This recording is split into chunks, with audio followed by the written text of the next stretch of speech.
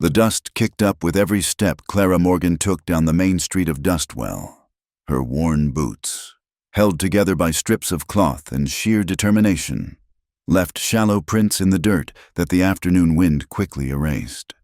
3 days without food had left her lightheaded, but she kept her spine straight, refusing to let the strangers see her weakness.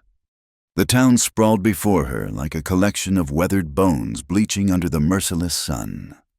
False front buildings lined both sides of the street, their painted signs advertising goods and services she couldn't afford.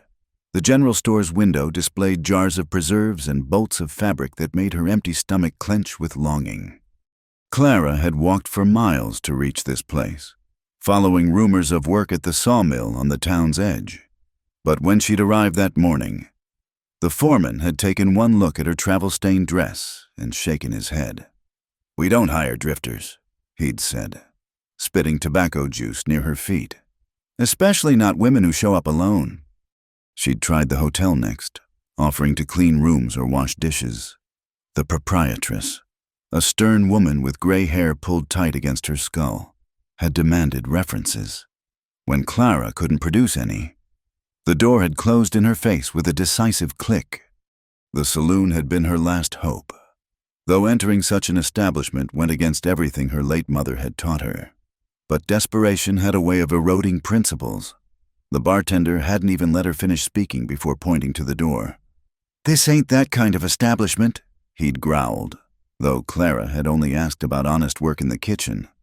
Now, as the sun climbed toward its zenith, Clara found herself back on the main street with nowhere left to turn.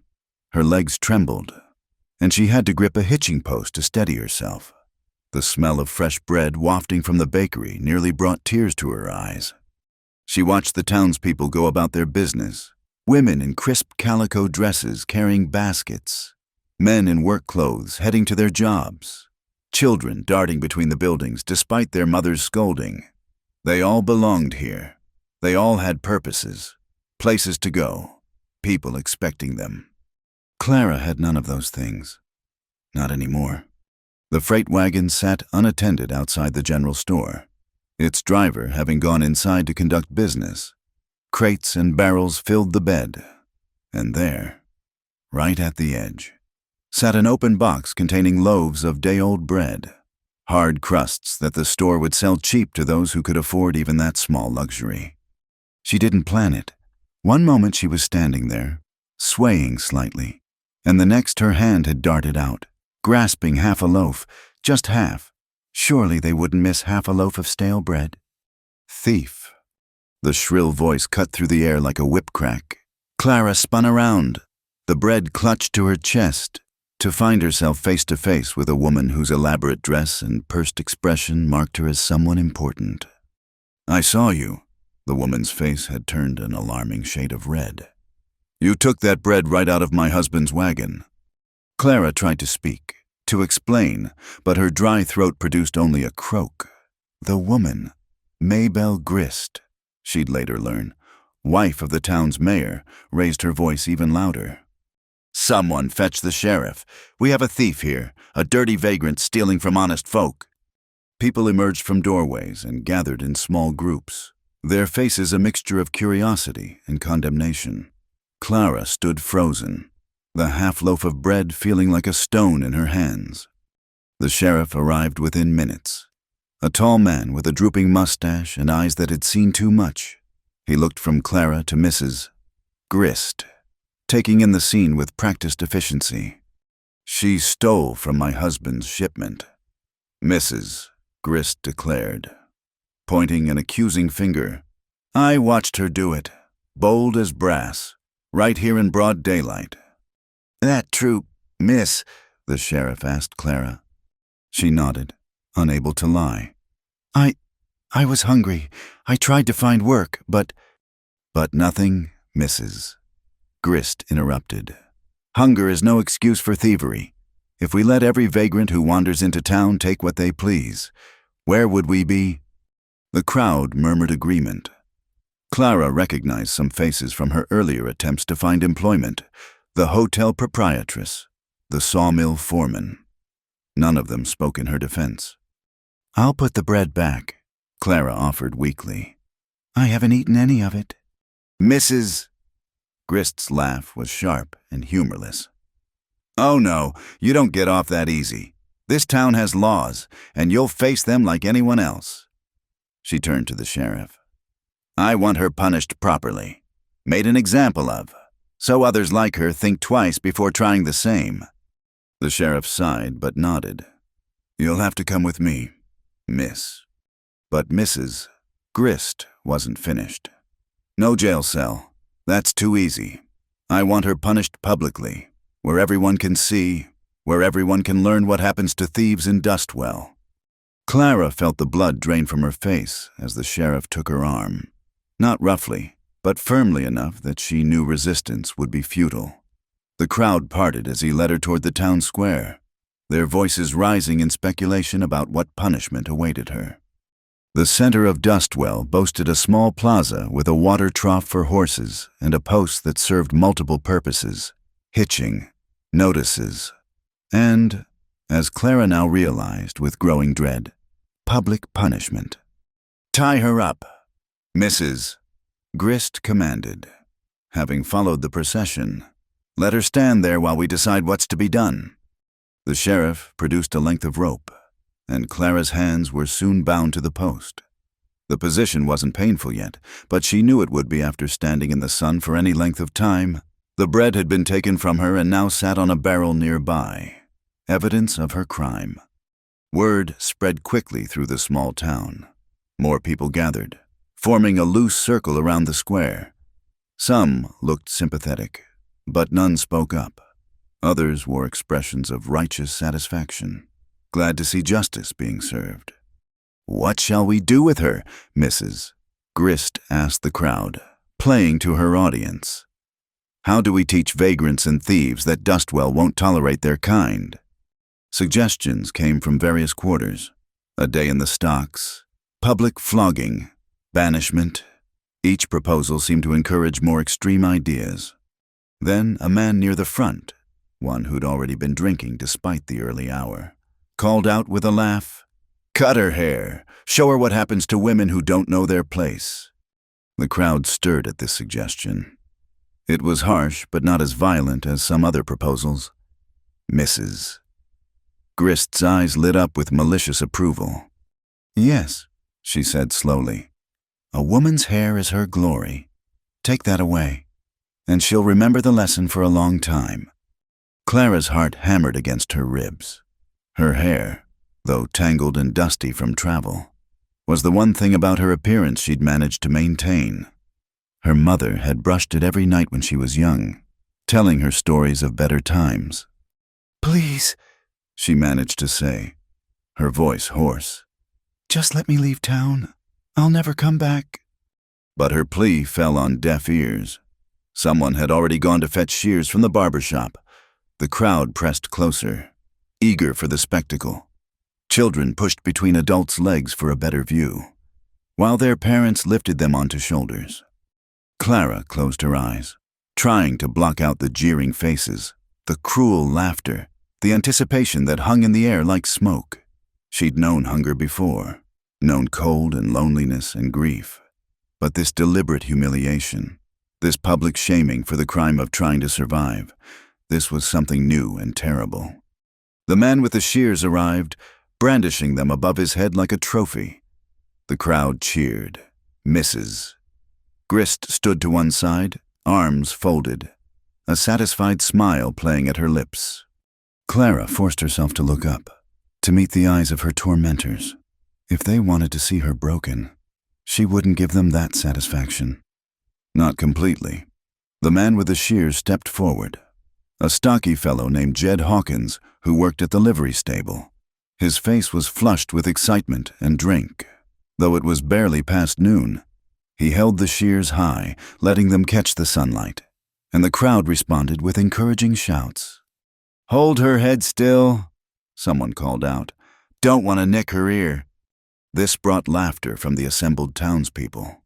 Clara kept her chin raised, though her bound hands trembled against the rough wood of the post. The rope bit into her wrists, but that discomfort was nothing compared to what was coming. "Wait, Mrs."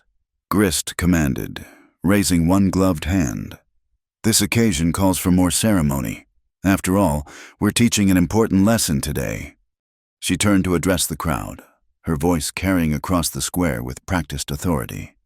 "Citizens of Dustwell, we've built this town with honest work and Christian values.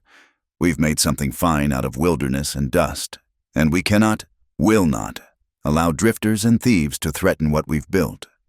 Murmurs of agreement rippled through the gathering. Clara noticed more people arriving, drawn by the commotion. The owner of the general store stood with his arms crossed, nodding along with Mrs. Grist's words. The banker's wife whispered behind her fan to her companion. Even some of the saloon girls had emerged, standing in the shadows of the building's overhang. "This woman," Mrs. Grist continued, pointing at Clara, "took bread that didn't belong to her. Some might say it's a small crime, but I say there are no small crimes, only small punishments that encourage bigger sins." "Amen to that," shouted someone from the back. Clara's legs were beginning to shake from standing in one position. The sun beat down mercilessly, and sweat trickled between her shoulder blades. Her tongue felt thick in her mouth, and the irony wasn't lost on her, dying of thirst while being punished for trying not to starve. "So let this be a lesson," Mrs. Grist concluded with a flourish. "In Dustwell, we protect what's ours. Mr. Hawkins, proceed." Jed Hawkins needed no further encouragement. He approached Clara with an exaggerated swagger, playing to his audience. Some of the men hooted and whistled. A few women turned their faces away, but most watched with avid interest. "Pretty hair," Hawkins commented, reaching out to lift a strand. Clara jerked her head away from his touch, which only made him laugh. "Won't be so pretty in a minute." "Just get on with it," the sheriff said, sounding tired. He stood to one side, clearly uncomfortable but unwilling to challenge Mrs. Grist's authority. Hawkins grabbed a handful of Clara's hair, none too gently, and positioned the shears. The metal was cold against her neck.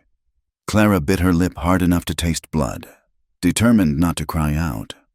The first cut made a horrible sound, a slow, deliberate crunch as the shears worked through her thick hair. A long strand fell to the dusty ground, and the crowd pressed closer. Someone's child asked loudly what was happening, and the mother's explanation was matter-of-fact. "They're punishing a bad woman, dear." With each cut, Hawkins grew bolder. He began to make a show of it, holding up severed locks for the crowd's approval before letting them fall. Clara kept her eyes fixed on a point in the distance, trying to separate her mind from what was happening to her body. "They want to shave me," she heard herself say, her voice strange and distant. "Right here in the middle of town." The words came out without her planning them, a simple statement of fact that somehow carried more weight than any plea or protest. For just a moment, the crowd seemed to hesitate, as if her words had transformed the spectacle into something else, something uglier than they'd anticipated. But then someone laughed, breaking the spell. "That's right," a woman called out. "And you brought it on yourself." The cutting continued. Clara's head felt strangely light as more and more hair fell away. She could feel the uneven patches where Hawkins had been careless with the shears, the places where he'd cut close to the scalp. A trickle of warmth on her neck told her he'd nicked the skin at least once. "Make sure you get it all," Mrs. Grist instructed. "I want her to remember this every time she looks in a mirror." The children in the crowd had grown bolder, darting forward to grab pieces of Clara's fallen hair as souvenirs. Their parents didn't stop them. One boy held up a long strand like a trophy, making his friends laugh. Through it all, Clara maintained her silence. She'd given them those few words, an acknowledgement of what they were doing, but no more. No pleas for mercy, no tears, no satisfaction. When Hawkins finally stepped back, the crowd got its first full look at his handiwork. Clara's head was a disaster of uneven stubble and raw patches. Without her hair to frame it, her face looked gaunt, her cheekbones too sharp, her eyes too large. "There, Mrs." Grist announced with satisfaction. "Now everyone will know what kind of woman she is." An older woman near the front, someone Clara recognized from the church steps that morning, stepped forward with something in her hand.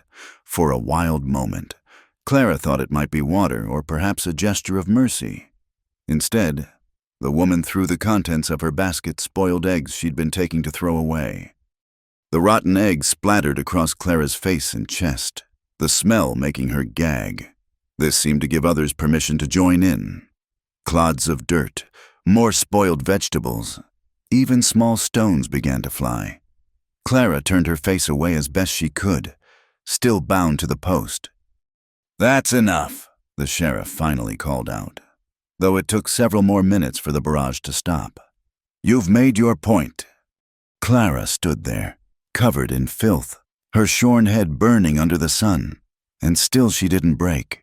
She could taste blood where she'd bitten her lip, could feel the sting of small cuts from the thrown objects, but she kept her backbone straight. "Can we leave her tied there for the night?" someone suggested. "Let her think about what she's done." Mrs. Grist appeared to consider this. "A few more hours," she decided, "until sundown. Then the sheriff can escort her to the town limits. And if she ever shows her face in Dustwell again..." She didn't need to finish the threat. The message was clear. The crowd began to disperse slowly. Reluctant to leave the entertainment, some lingered to stare at Clara, to memorize the sight of her humiliation. Others hurried away, perhaps finally uncomfortable with what they'd participated in. Clara tested the ropes binding her wrists. They were tight, professional knots that wouldn't give no matter how she twisted. Her arms were already going numb from the position. Hours more of this, under the burning sun, covered in filth, with her dignity stripped away along with her hair. She closed her eyes and tried to think of her mother, of better times before the illness took her. But even those memories seemed distant now, like something that had happened to another person in another life.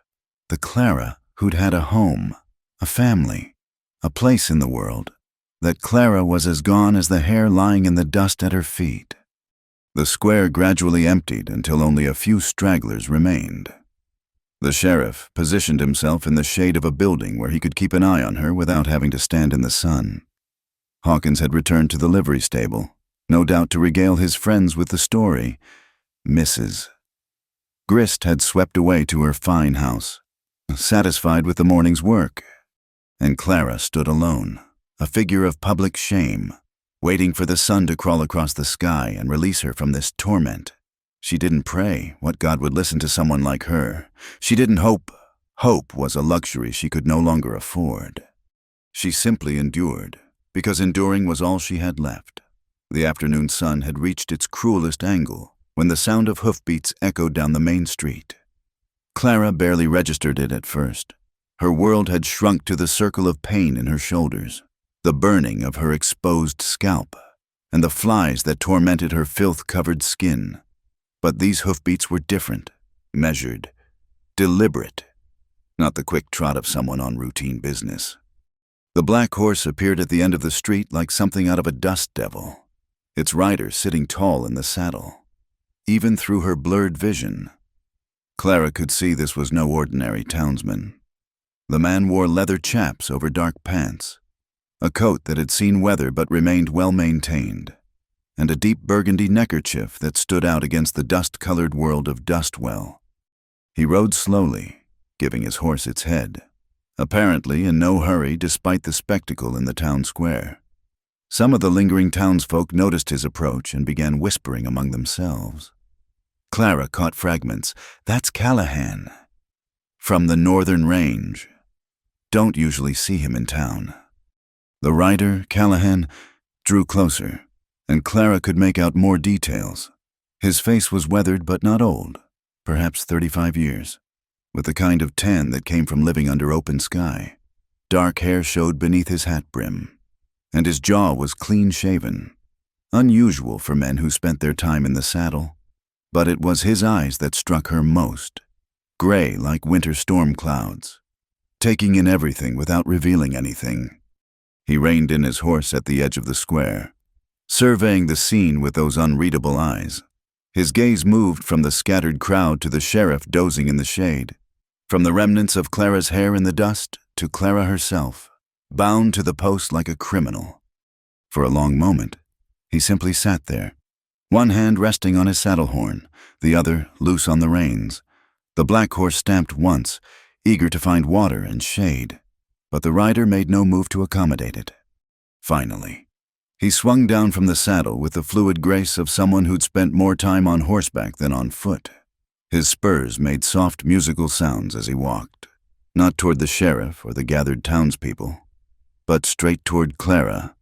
He stopped an arm's length away, close enough that she could see the dust on his coat, the wear on his boots, the calluses on his hands. His eyes moved over her systematically.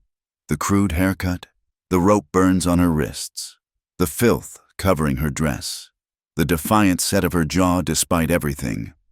"Miss," he said, his voice low and carrying an odd courtesy that seemed out of place in the circumstances. Clara tried to speak, but her throat was too dry. She managed only a croak that might have been acknowledgement. The man, Callahan, turned then to face the small crowd that had reformed, drawn by his presence. "What's her crime?" he asked, his tone conversational.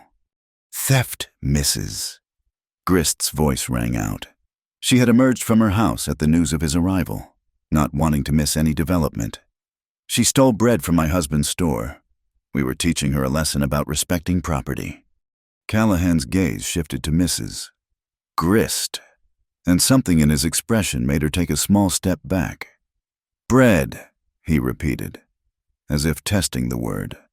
"And for bread, you did this." "The crime isn't the point." Mrs. Grist rallied, lifting her chin. "It's the principle. We can't have vagrants thinking they can take whatever—" "How much?" Callahan interrupted. "I beg your pardon. The bread. How much was it worth?" Mrs. Grist faltered. "Well, it was day old, so perhaps 10 cents for the half loaf she took." Callahan reached into his coat and withdrew a leather pouch, without looking away from Mrs. Grist. He opened it and shook out several silver dollars onto his palm. The coins caught the sunlight, more money than most in the crowd saw in a month.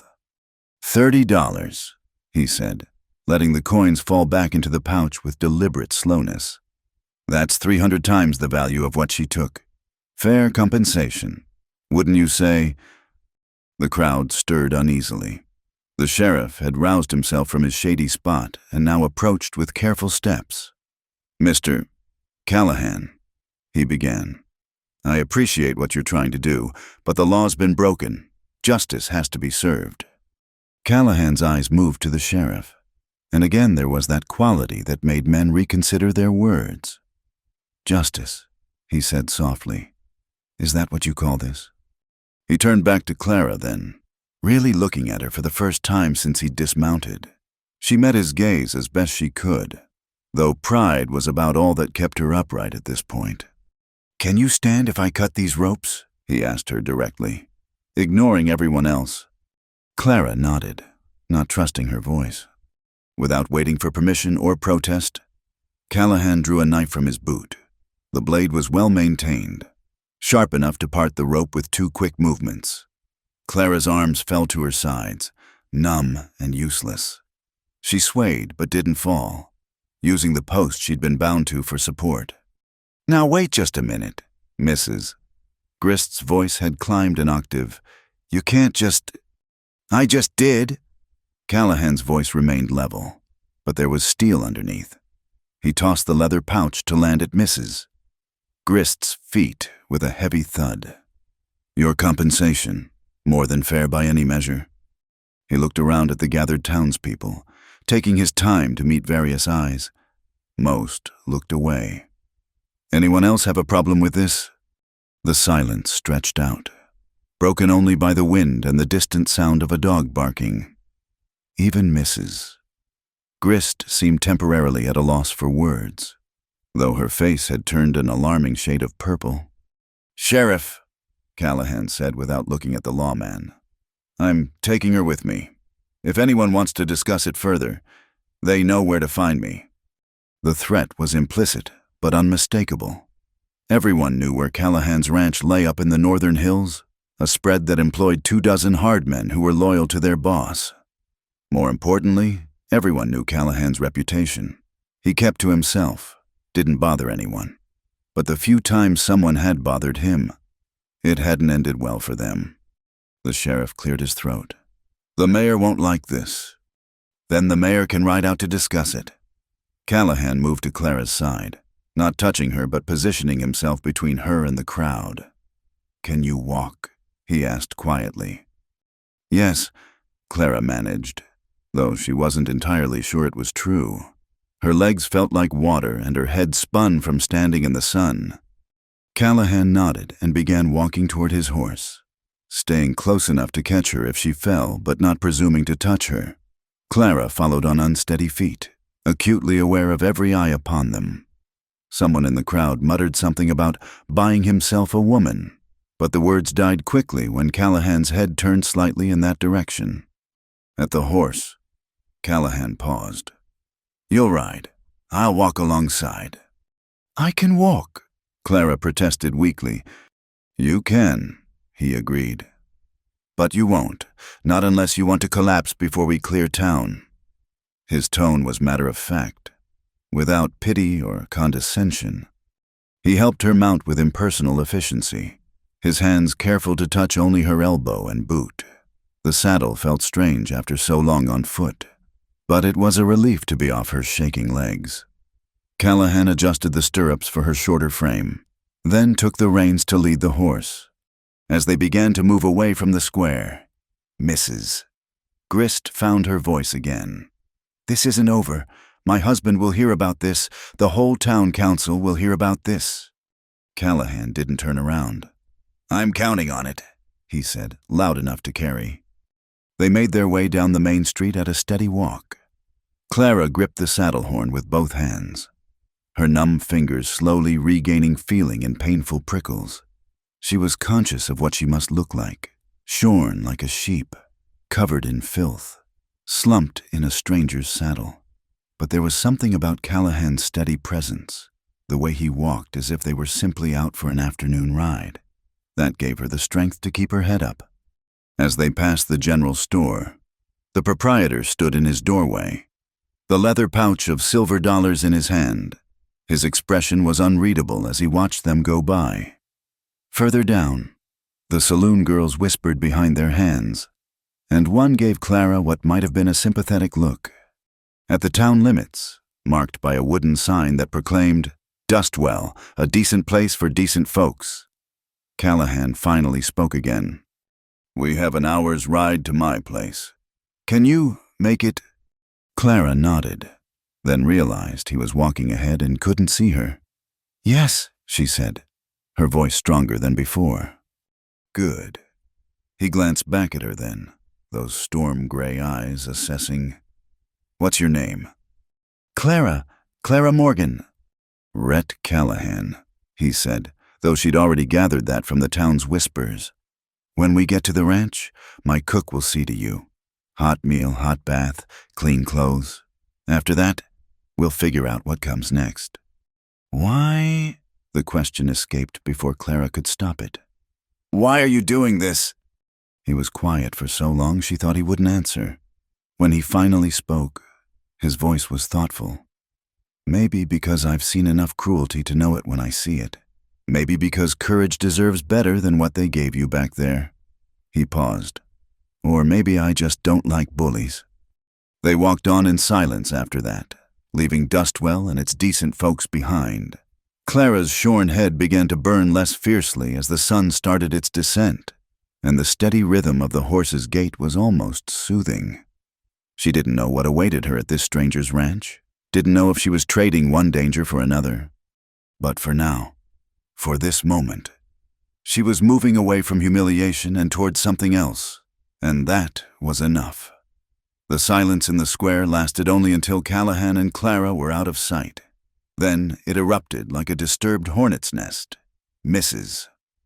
Grist snatched up the leather pouch from where it lay in the dust, her hands shaking with indignation.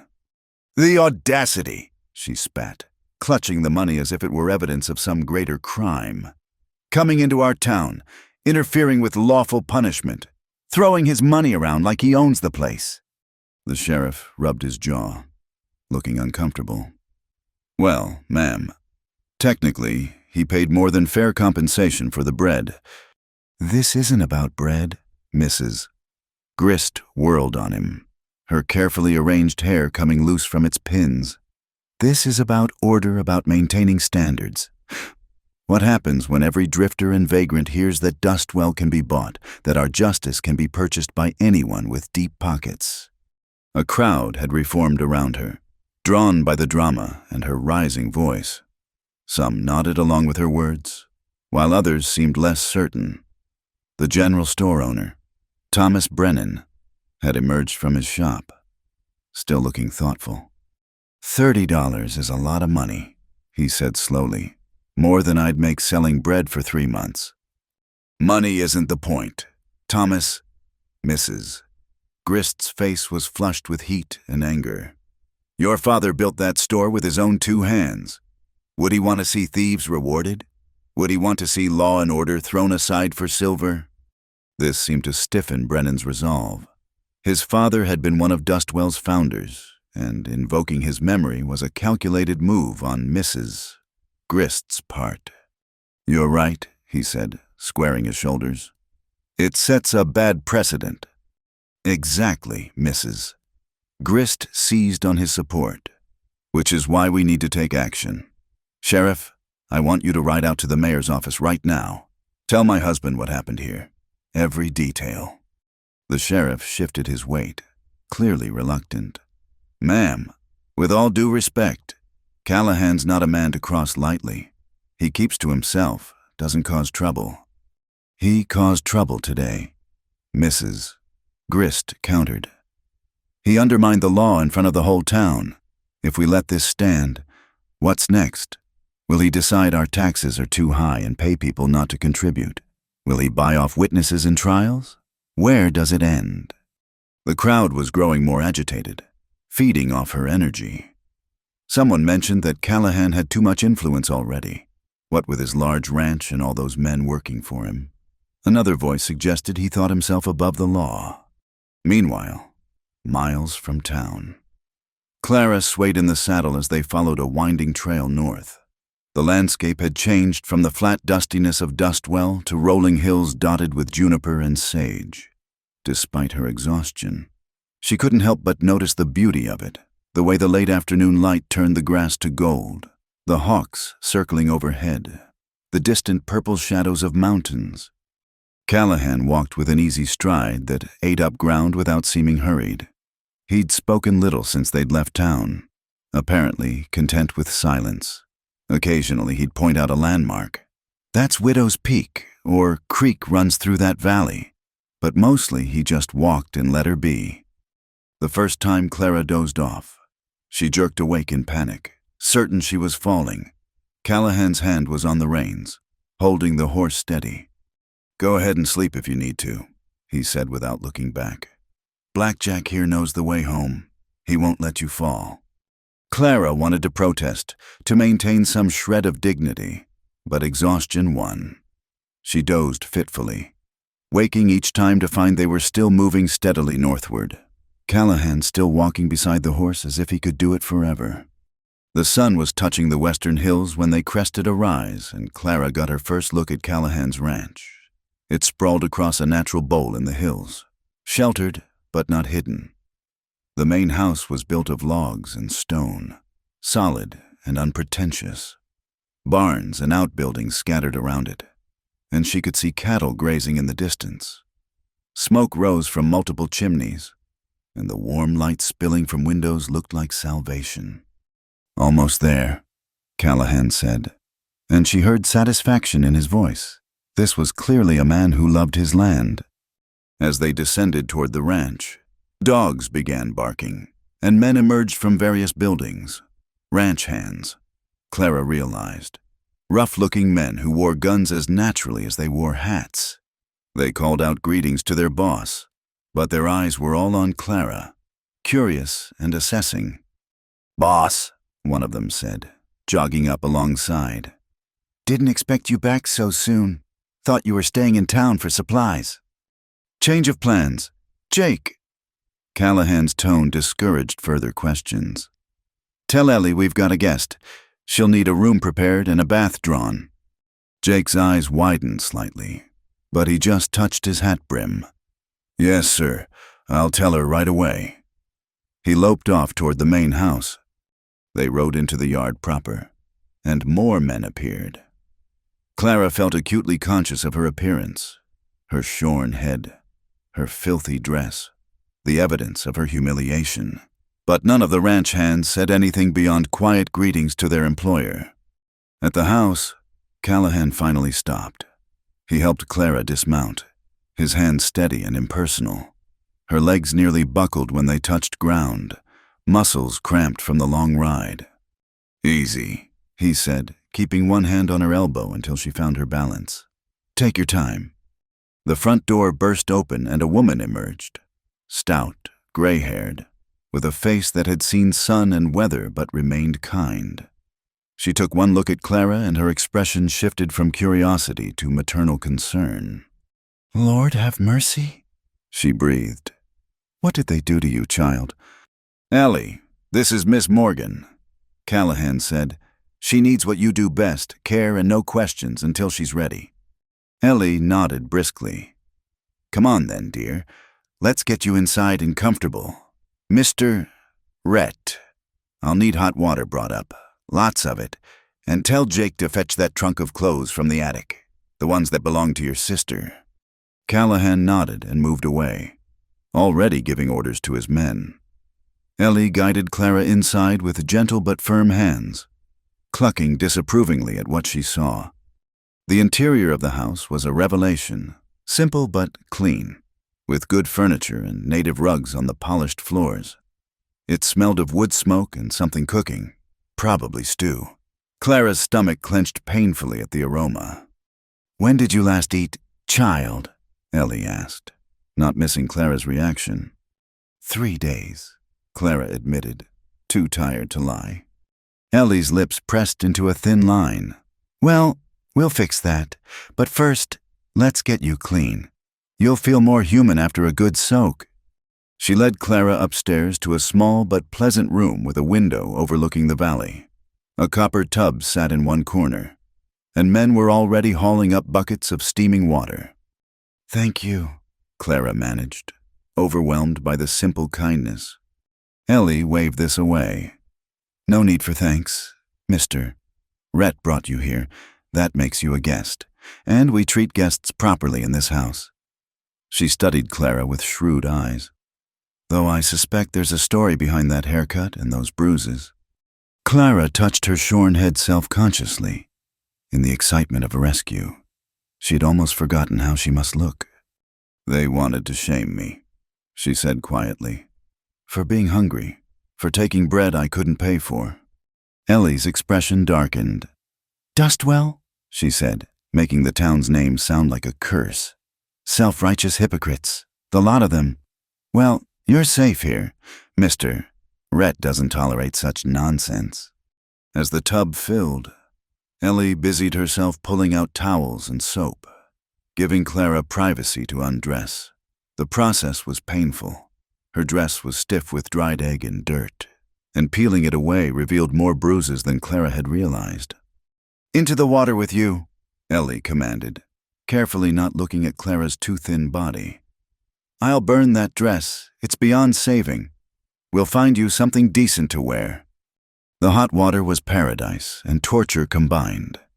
It stung her cuts and scrapes, but the warmth seeped into her bones. Unknotting muscles she hadn't realized were clenched.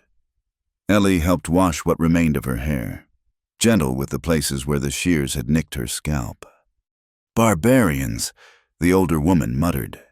"Cutting a woman's hair like that, as if being poor was a crime deserving such treatment." Clean at last, wrapped in a soft robe that smelled of lavender, Clara sat by the fire while Ellie combed her short hair into some semblance of order.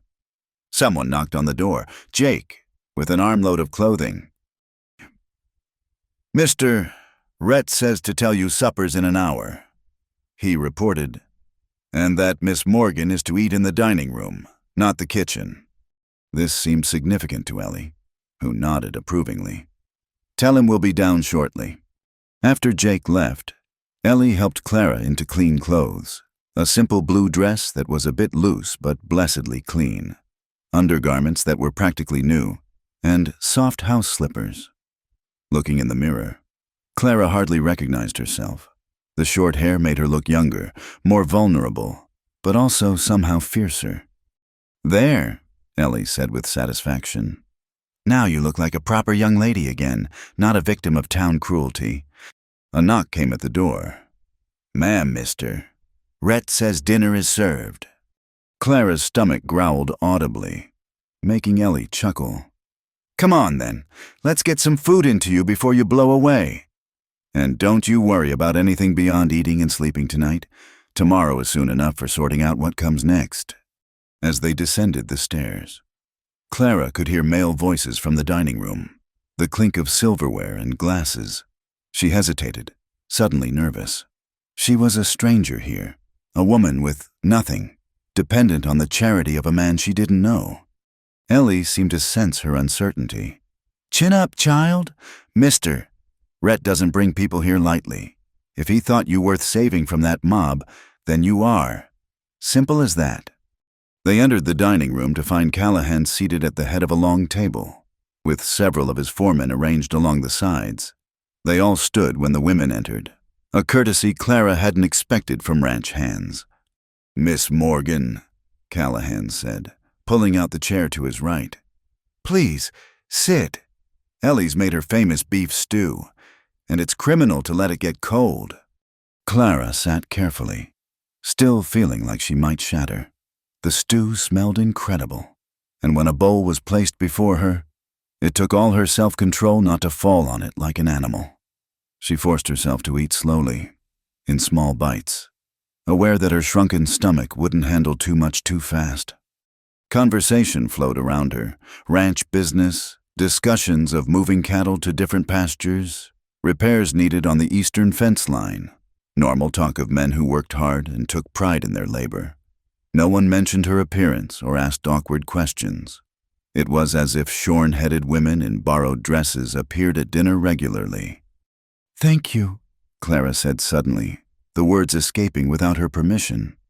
"All of you, for treating me like a person." The table went quiet. Callahan studied her over his coffee cup. "That's a low bar for gratitude. Miss Morgan, being treated like a person should be the minimum, not something requiring thanks." One of the foremen, an older man with silver in his beard, cleared his throat. "If you don't mind me saying, boss, Dustwell's gotten worse since Mayor Grist took over. His wife's got ideas about improving the town that mostly seem to involve making life harder for folks who aren't already rich." "That's enough, Samuel," Callahan said mildly. "Miss Morgan doesn't need to hear town gossip her first night here." But Clara was interested despite her exhaustion. "Has she done this before? What they did to me?" The men exchanged glances. Finally, Jake spoke up. "There was a Mexican family last spring. She had them run out of town for being undesirable elements. And a few months back, a traveling salesman who gave her some sass about prices. He spent 2 days in the stocks." "She likes her power," Samuel added darkly. "And her husband lets her have it because it keeps her busy and out of his hair." Callahan set down his cup with a soft clink. "Gentlemen, I think Miss Morgan has had enough excitement for one day. Ellie, would you see her back to her room?" It was clearly a dismissal, but gently done. Clara rose on unsteady legs, exhaustion hitting her like a physical weight now that she'd eaten. "Sleep as late as you need tomorrow." Callahan told her, "When you're ready, we'll discuss your plans. But there's no rush. You're safe here for as long as you need to be." Clara wanted to thank him again, to somehow express what his intervention had meant, but words seemed inadequate. She simply nodded and let Ellie guide her back upstairs. The bed was soft and clean, the quilts handmade and warm. As Clara sank into it, she thought she might cry from the simple luxury of it. Through the window, she could see stars beginning to appear in the darkening sky.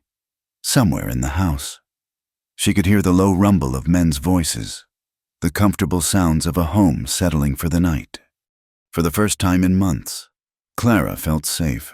Tomorrow would bring new challenges, decisions to make, a future to somehow rebuild from nothing. But tonight, she had a full belly, a clean bed, and the protection of a man who'd stood up to a mob for a stranger. As sleep took her, Clara's last thought was of gray eyes like storm clouds, and a voice saying, "Courage deserves better." Perhaps it did. Perhaps she did. Perhaps tomorrow, she'd start to believe it. Clara woke to sunlight streaming through the window and the sound of a rooster crowing somewhere in the distance. For a moment, she couldn't place where she was. The bed too soft, the air too clean, the absence of fear too foreign. Then memory rushed back the humiliation in the town square, the man on the black horse, the unexpected rescue. She sat up slowly, her body protesting with various aches and pains. The mirror across the room showed her reflection. Short, uneven hair sticking up at odd angles, a bruise darkening on her cheekbone, but clean, blessedly clean.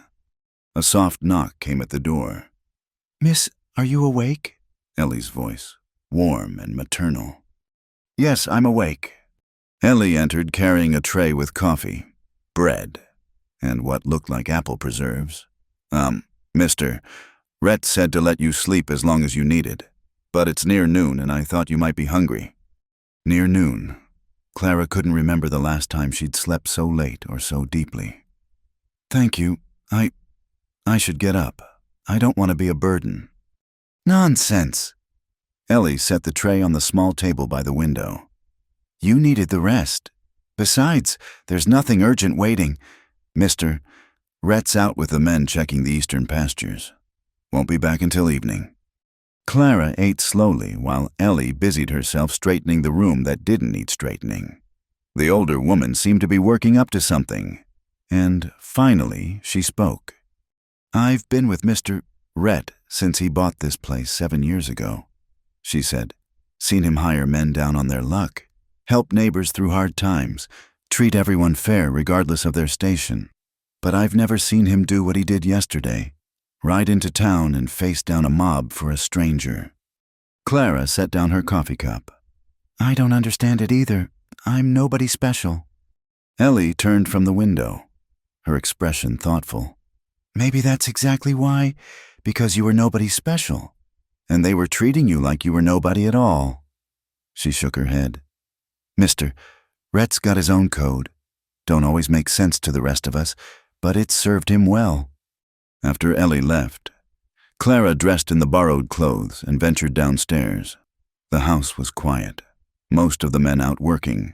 She found herself in the main room, drawn to the bookshelves that lined one wall. Callahan had books, more than she'd expected a rancher to own.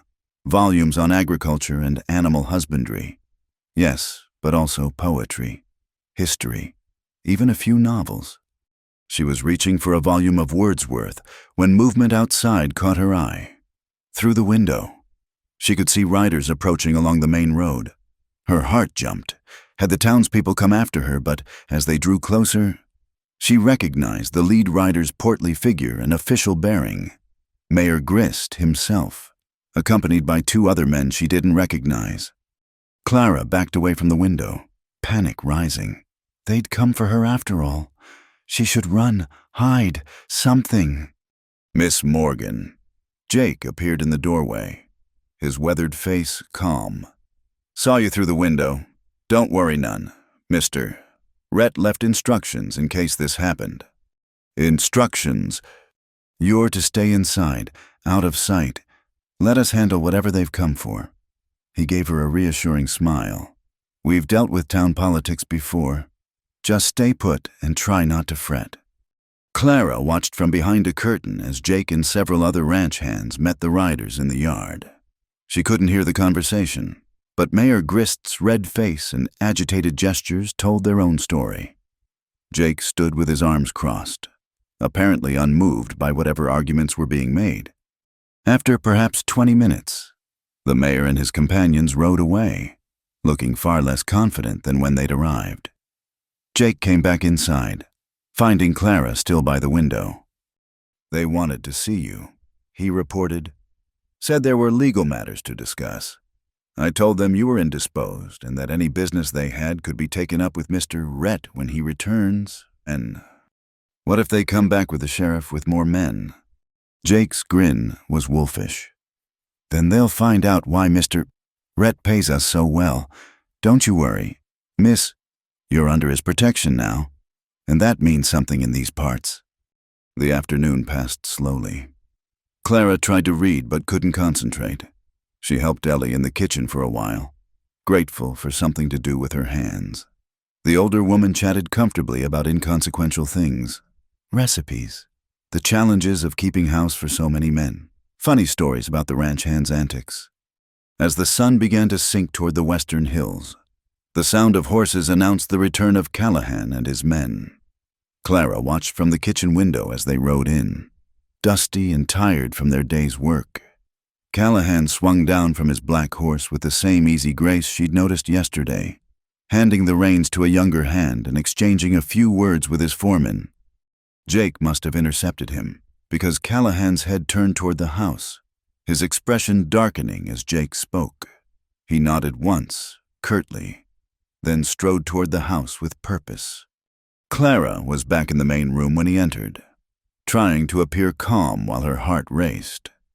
He paused in the doorway, taking in her presence, then removed his hat and hung it on a peg. "Jake told me about our visitors," he said without preamble. "I expected them sooner. Honestly, Grist usually doesn't wait this long to throw his weight around." "I'm sorry," Clara began, but he cut her off with a gesture. "You've nothing to apologize for. This is my property, and I decide who's welcome here." He moved to a cabinet and poured himself a measure of whiskey. What did they want? Jake. Jake had followed him in. Said they had legal papers requiring Miss Morgan to appear before the town magistrate. I told them she was indisposed. They made some noise about jurisdiction and the law, but they didn't push too hard. "They will," Callahan said grimly. "Grist can't stand being defied, and his wife's worse. They'll be back, probably with more official-looking documents and more men." "Then I should leave," Clara said quickly. "I won't bring trouble to you and your men. You've done enough?" "Miss Morgan." His voice was quiet but firm. "Do you have somewhere to go, family friends, a situation waiting for you?" Clara's silence was answer enough. "Then the discussion is ended. You'll stay until you're ready to leave on your own terms, not because some petty tyrant with a tin badge wants to make an example of you." He took a sip of his whiskey, seeming to consider something. "Though we should be prepared for their next move. Jake, double the watch tonight, and send someone to town tomorrow. Quietly. I want to know what Grist is planning." "Yes, sir." Jake left to carry out the orders. Callahan turned back to Clara. "Can you ride? I mean really ride, not just sit a walking horse?" No, not well. We had a cart when I was young, but never saddle horses." He nodded thoughtfully. "We'll remedy that, starting tomorrow. You'll learn. If trouble comes, you need to be able to get away fast." "You think it will come to that?"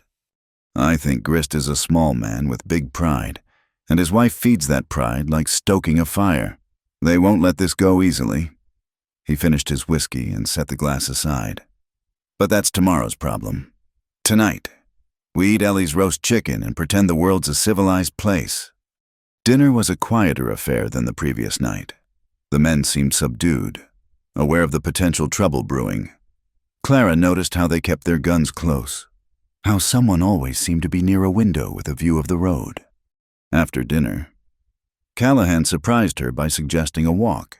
The evening's cool, and you could use some air, just around the immediate grounds. They walked in comfortable silence at first, Clara acutely aware of his presence beside her.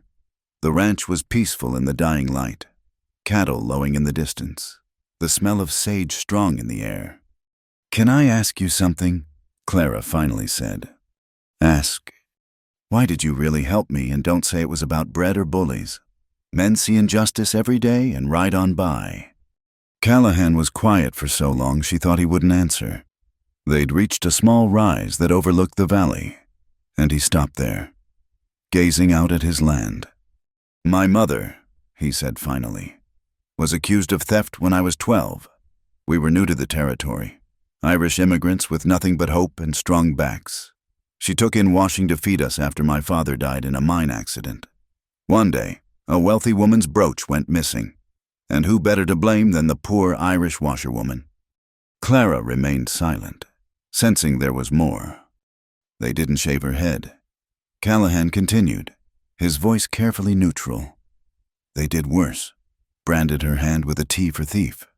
She could never hide it, never escape that mark. Every time she reached for something, everyone saw what they'd labeled her."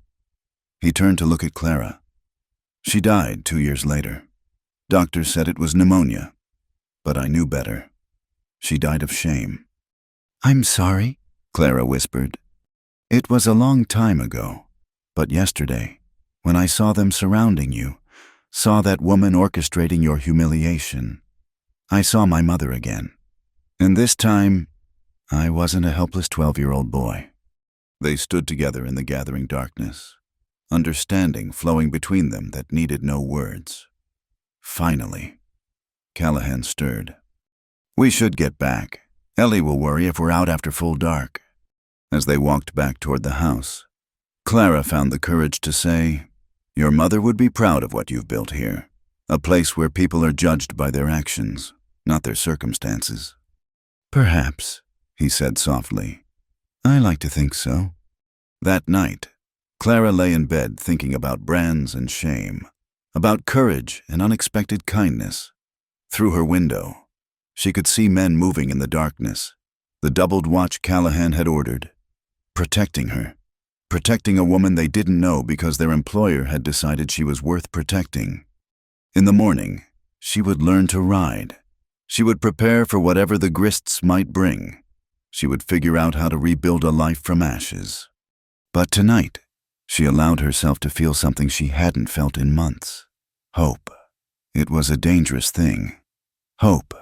It made you vulnerable, made you believe things could be better.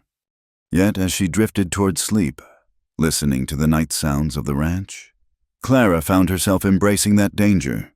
Callahan had risked his standing in the community for her. The least she could do was risk believing she might be worth it. The morning brought trouble in the form of a lone rider approaching under a white flag of truce. Clara watched from her bedroom window as the man dismounted in the yard, keeping his hands visible and away from his weapons. She recognized him as one of Mayor Grist's associates from yesterday's visit. Callahan met him outside, flanked by Jake and Samuel. Their conversation was brief, and even from her distance, Clara could see the tension in Callahan's shoulders as he read whatever document the messenger had delivered. The man remounted and rode away without waiting for a response. Clara was already heading downstairs when Ellie intercepted her. "Mr. Rhett wants to see you in his study. Dear, it's the room at the end of the hall." The study was a masculine space, all dark wood and leather, with maps of the territory covering one wall. Callahan stood behind his desk. The delivered document spread before him. His expression was grim. "What is it?" Clara asked, though she could guess. "A formal summons," he replied, sliding the paper across the desk for her to read. "You're commanded to appear before the territorial magistrate in 3 days' time. Failure to appear will result in a warrant for your arrest on charges of theft, vagrancy, and..." He paused, his jaw tightening. "Inciting public disorder." "Inciting public disorder?" Clara's voice rose in disbelief. "They're the ones who tied me to a post." The law has a convenient way of forgetting details when influential people are involved. Callahan moved to the window, gazing out at his land. Judge Morrison is a fair man, usually, But he's also practical. He knows who contributes to his campaign fund. Clara sank into a chair, the weight of her situation crushing down on her again. Then I should go, face whatever punishment they've decided on. I won't have you and your men labeled as harboring a criminal. You're not a criminal, Callahan said sharply, turning from the window. You're a woman who took bread because she was starving. In any civilized place, that would warrant compassion, not persecution. But this isn't a civilized place, is it? Clara said bitterly. It's a place where having money makes you right and being poor makes you wrong. Callahan was quiet for a moment, then moved to sit on the edge of his desk. Closer to her. Miss Morgan, Clara, I need to ask you something, and I need complete honesty. Is there anything else they might use against you, any other incidents, anywhere else you've been? Clara met his eyes.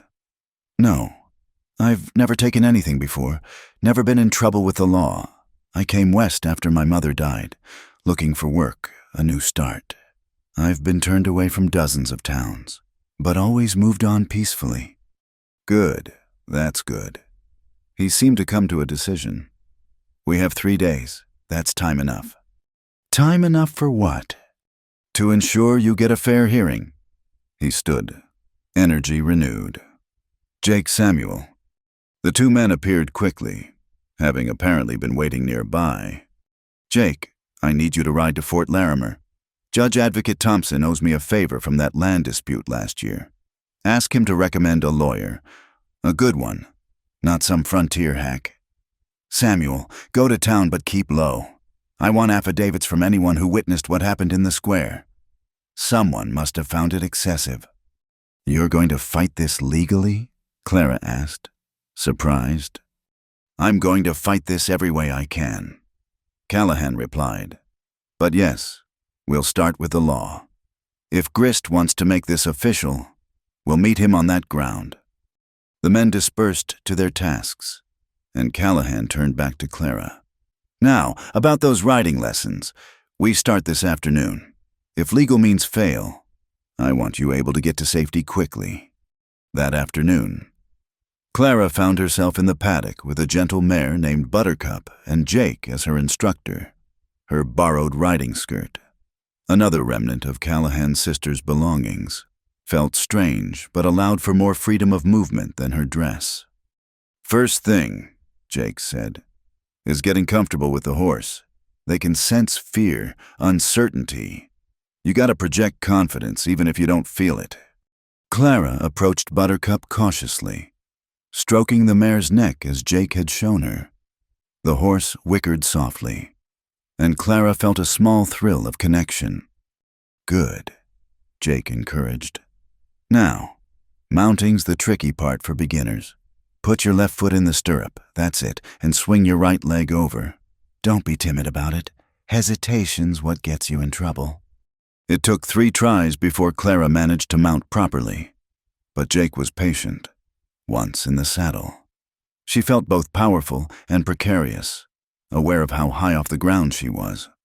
Now, riding's about balance and communication, Jake explained, showing her how to hold the reins. You don't steer a horse like a wagon. You suggest where you want to go, and if you've built trust, they'll take you there. They spent 2 hours in the paddock, walking in circles, learning to stop and start, getting used to the rhythm of the horse's movement. By the end, Clara was sore but exhilarated. There was something liberating about being on horseback, about having the means to go wherever she chose. As she dismounted, Callahan appeared at the fence. He'd been watching, she realized, though for how long she couldn't say. You're a natural, he said.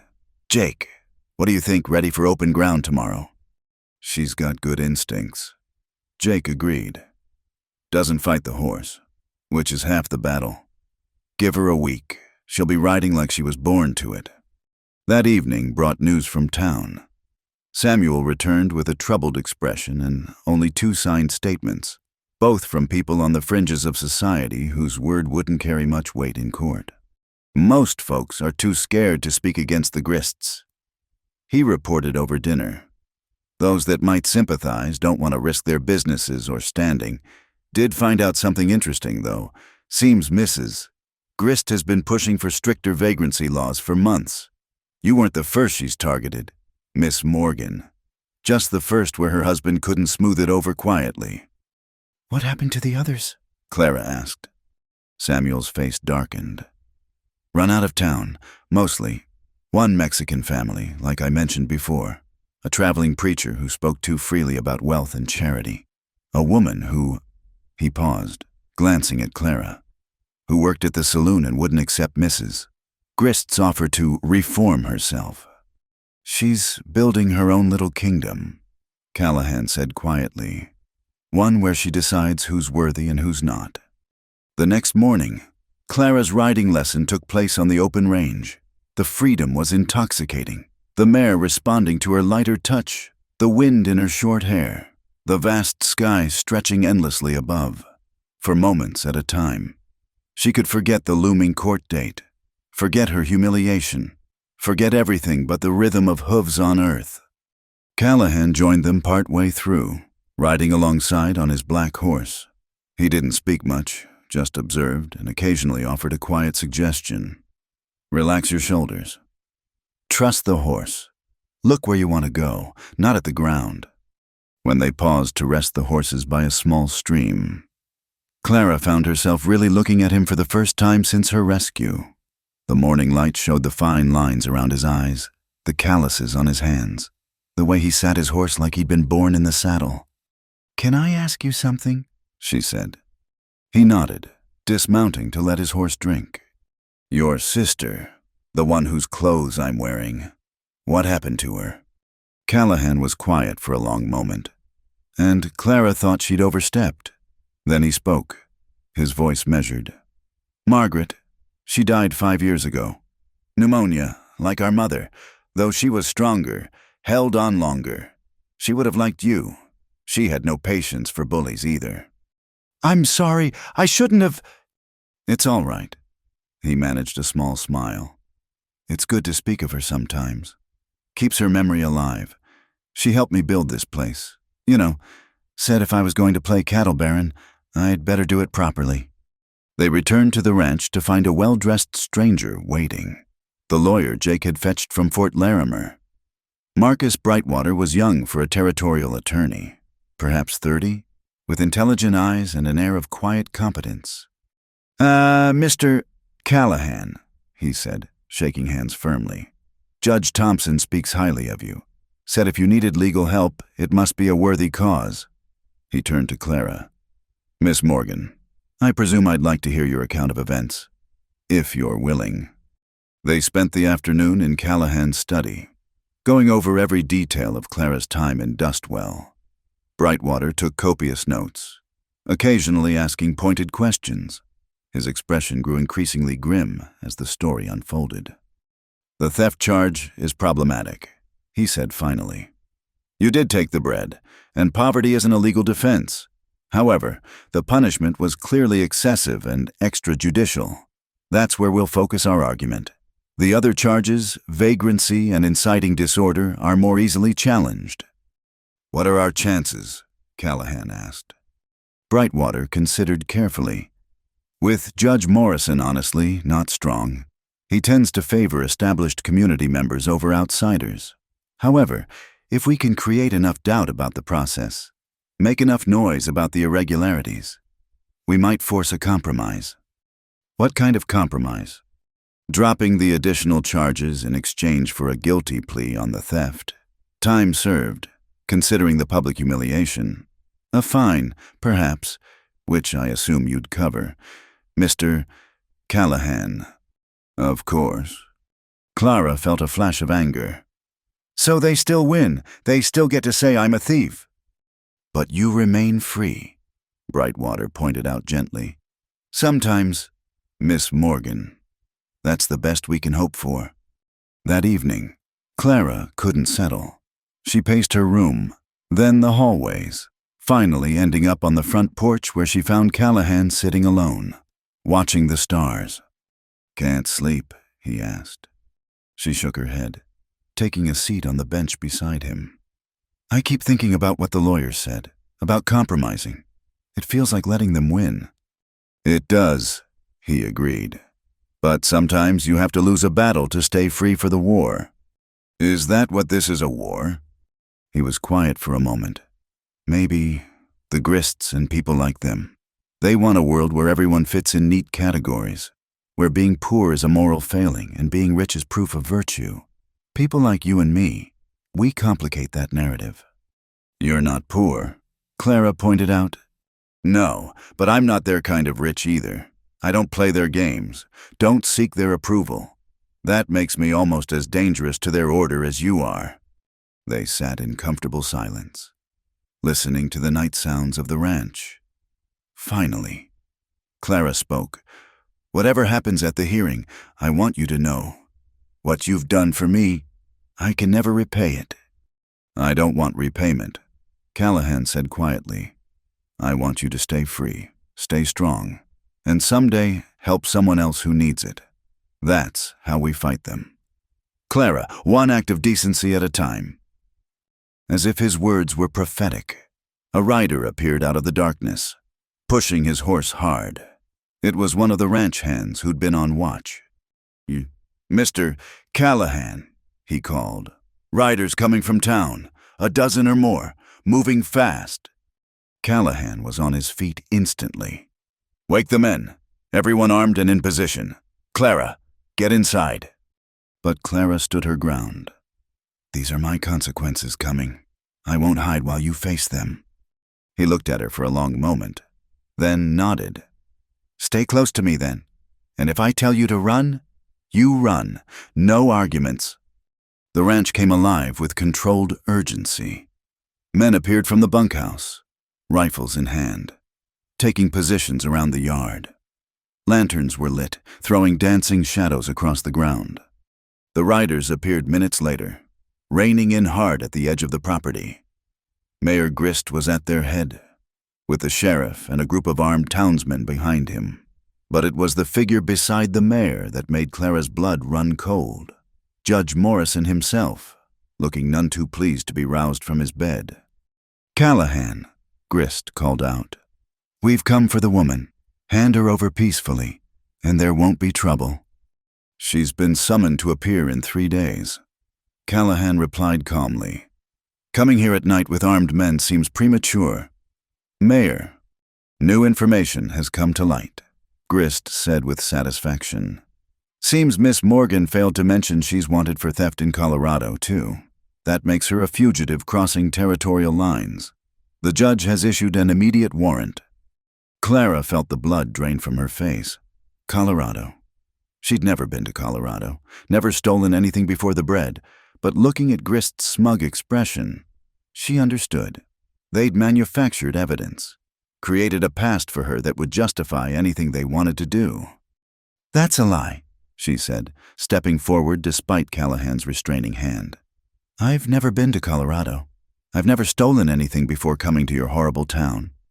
Judge Morrison spoke for the first time, his voice tired and irritated. That's for the court to determine, young woman, but given the serious nature of the allegations, I've agreed that you should be held in custody until trial. She'll appear as summoned, Brightwater said, emerging from the house.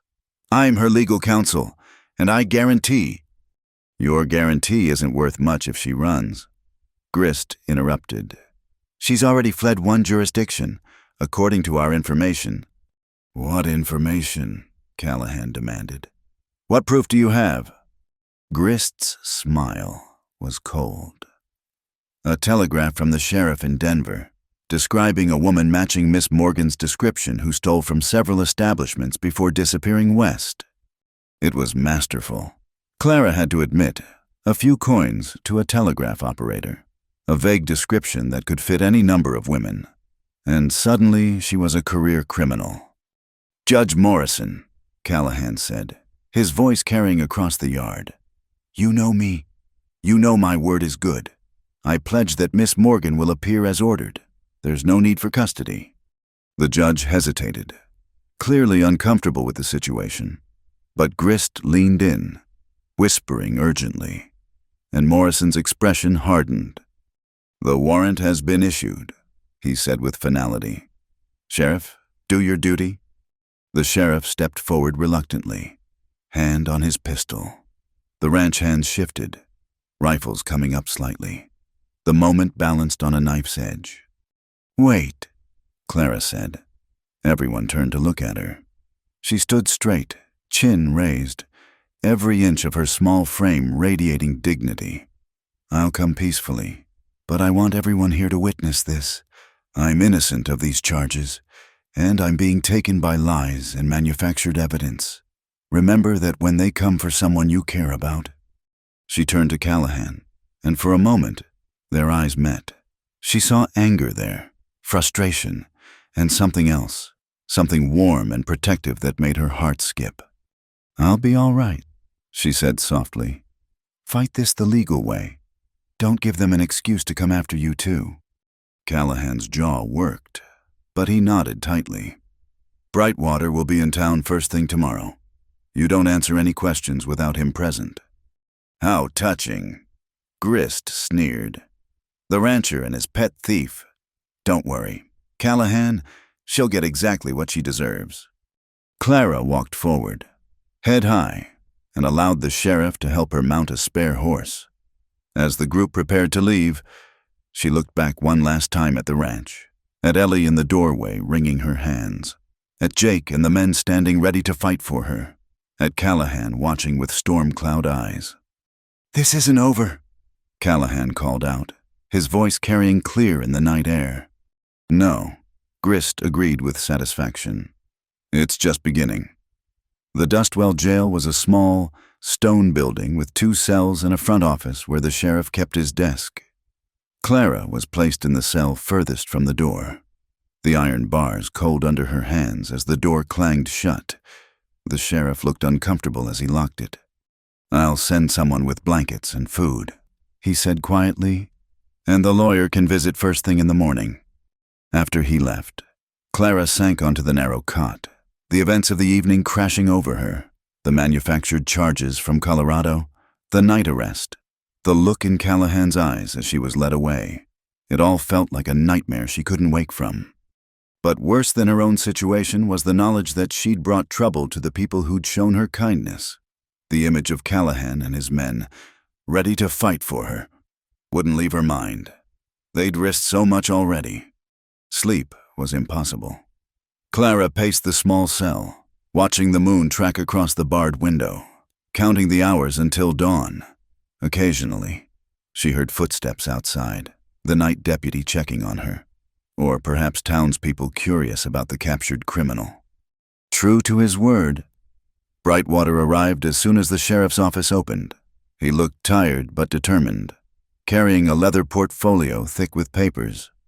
"Miss Morgan," he greeted her through the bars. "How are you holding up?" "I've been better," Clara managed. "These charges from Colorado are fabricated," Brightwater interrupted. "I've already sent telegrams to verify. It will take time to get responses, but I'm confident we'll prove they're false. The question is whether Judge Morrison will care."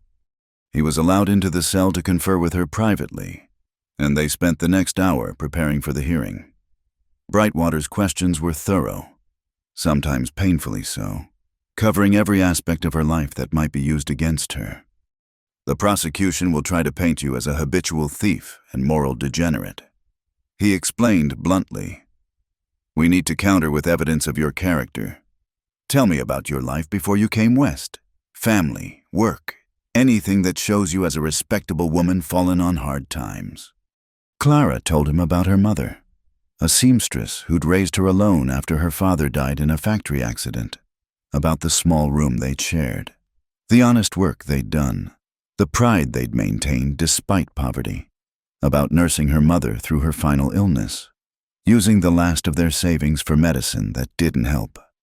"Good," Brightwater said, making notes. "That's the narrative we need. You're not a criminal. You're a daughter who sacrificed everything for family and found herself alone and desperate." The hearing was set for that afternoon, unusually quick even for a frontier town. Clara suspected the Grists wanted this over before too many questions could be asked or answered. She was allowed to clean up and change into a dress Ellie had sent, simple but respectable. Nothing like the rags she'd worn when first arrested. Looking in the small mirror, Clara barely recognized herself. The short hair was still shocking, but it gave her face a fierce quality she hadn't noticed before. The courthouse was packed when the sheriff escorted her in. It seemed half the town had turned out for the spectacle. Clara kept her eyes forward, but she could feel the weight of their stares, hear the whispered comments. In the front row sat Mrs. Grist, dressed in her finest, looking supremely satisfied. Judge Morrison presided from behind a high bench, his expression stern. The prosecutor, a nervous young man named Daniels, fidgeted with his papers. And there, at the defendant's table, waited Brightwater with a chair for her. But what made Clara's heart leap was the sight of Callahan in the gallery, flanked by Jake and several of his men. He'd cleaned up too, wearing a dark suit that made him look dangerously respectable. When their eyes met, he gave her the slightest nod of encouragement. "This hearing will come to order," Judge Morrison announced, banging his gavel. "We're here to address the charges against Miss Clara Morgan: theft, vagrancy, inciting public disorder, and now interstate flight from justice." Prosecutor Daniels stood nervously. "Your Honor, the territory will show that Miss Morgan is a dangerous criminal who has preyed upon the good people of multiple communities. Her actions in Dustwell were merely the latest in a pattern of lawless behavior." "Objection," Brightwater said calmly. "Prosecutor is making claims not yet in evidence." "Sustained," Morrison said, though he looked irritated. "Present your evidence, Mr. Daniels." The prosecution's case was both simple and devastating. The theft of bread was admitted fact. The vagrancy charge was supported by Clara's own admission of having no home or employment. The public disorder charge was testified to by several townspeople who described the riot Clara had caused by her presence. But it was the Colorado charges that formed the heart of their case. Daniels produced a telegraph purportedly from Denver describing a woman of Clara's general appearance wanted for multiple thefts. "And how do we know this woman is Miss Morgan?" Brightwater asked on cross-examination. Daniels fumbled. "Well, the description matches. Brown hair and medium height that could describe half the women in this room. The timing fits. She arrived here shortly after the crimes in Denver." "Did she? Do you have any proof of when Miss Morgan arrived in Dustwell? Any witnesses who saw her before the day of the bread incident?" Daniels had no answer for that. When it came time for the defense, Brightwater was methodical and devastating. He called the few witnesses willing to testify that the public punishment had been excessive. He presented Clara's account of seeking work and being turned away. He questioned the convenience of the Colorado charges appearing just when they were needed. Then he called Clara herself to testify. "Miss Morgan," he began gently, "tell the court about your life before coming to Dustwell." Clara spoke clearly, not allowing her voice to shake. She told of her mother's death, the mounting debts, the journey west seeking a new start. She admitted to taking the bread, but maintained it was desperation, not habit. "I've never stolen before that day," she said, looking directly at Judge Morrison. "And I wouldn't have then if I'd had any other choice. I tried to find honest work. I was turned away everywhere, told I was unsuitable, undesirable. When you're starving and everyone treats you as less than human, what choices do you have?" "So you admit to being a thief?" Prosecutor Daniels said on cross-examination. "I admit to being hungry," Clara replied. "If that's a crime, then yes, I'm guilty." The gallery stirred at this, and Judge Morrison had to call for order. The most dramatic moment came when Brightwater called an unexpected witness, Thomas Brennan, owner of the general store. Brennan looked uncomfortable as he took the stand, avoiding Mrs. Grist's furious gaze. "Mr. Brennan," Brightwater began, "you've examined the bread that was stolen." "Yes." "What was its value?" 10 cents. It was day old, about to be discarded. "And you received $30 in compensation from Mr. Callahan, I did. So you've been paid 300 times the value of what was taken. Yes. Do you wish to pursue charges against Miss Morgan? Brennan hesitated, then squared his shoulders. No, I've been more than compensated, as far as I'm concerned. The debt is paid. Mrs. Grist made a sound of outrage, and whispers flew through the courtroom. But the principle, Daniels began. The principle, Brennan said firmly, is that I run a business, not a charity. But I also don't run a torture chamber. What was done to Miss Morgan went beyond justice into cruelty. I want no part of it anymore. This admission sent shockwaves through the room. Judge Morrison called a recess, during which Clara could see furious consultations between the prosecutor and the Grists. When court reconvened, Daniels made one last attempt. Regardless of Mr. Brennan's feelings, the law was broken, and there remains the matter of the Colorado charges, which you cannot prove relate to my client, Brightwater interrupted. Your Honor, I move for dismissal of all charges except the theft, which the victim no longer wishes to pursue. Judge Morrison looked deeply uncomfortable. Clara could see him weighing his options, the political pressure from the Grists against the increasingly shaky legal ground. Finally, he spoke. The court finds the evidence regarding the Colorado charges insufficient to proceed. Those charges are dismissed. The vagrancy and public disorder charges are also dismissed as lacking merit. Clara felt a surge of hope. However, Morrison continued, the defendant has admitted to theft. While the victim may not wish to pursue charges, the state has an interest in maintaining law and order. I find the defendant guilty of theft.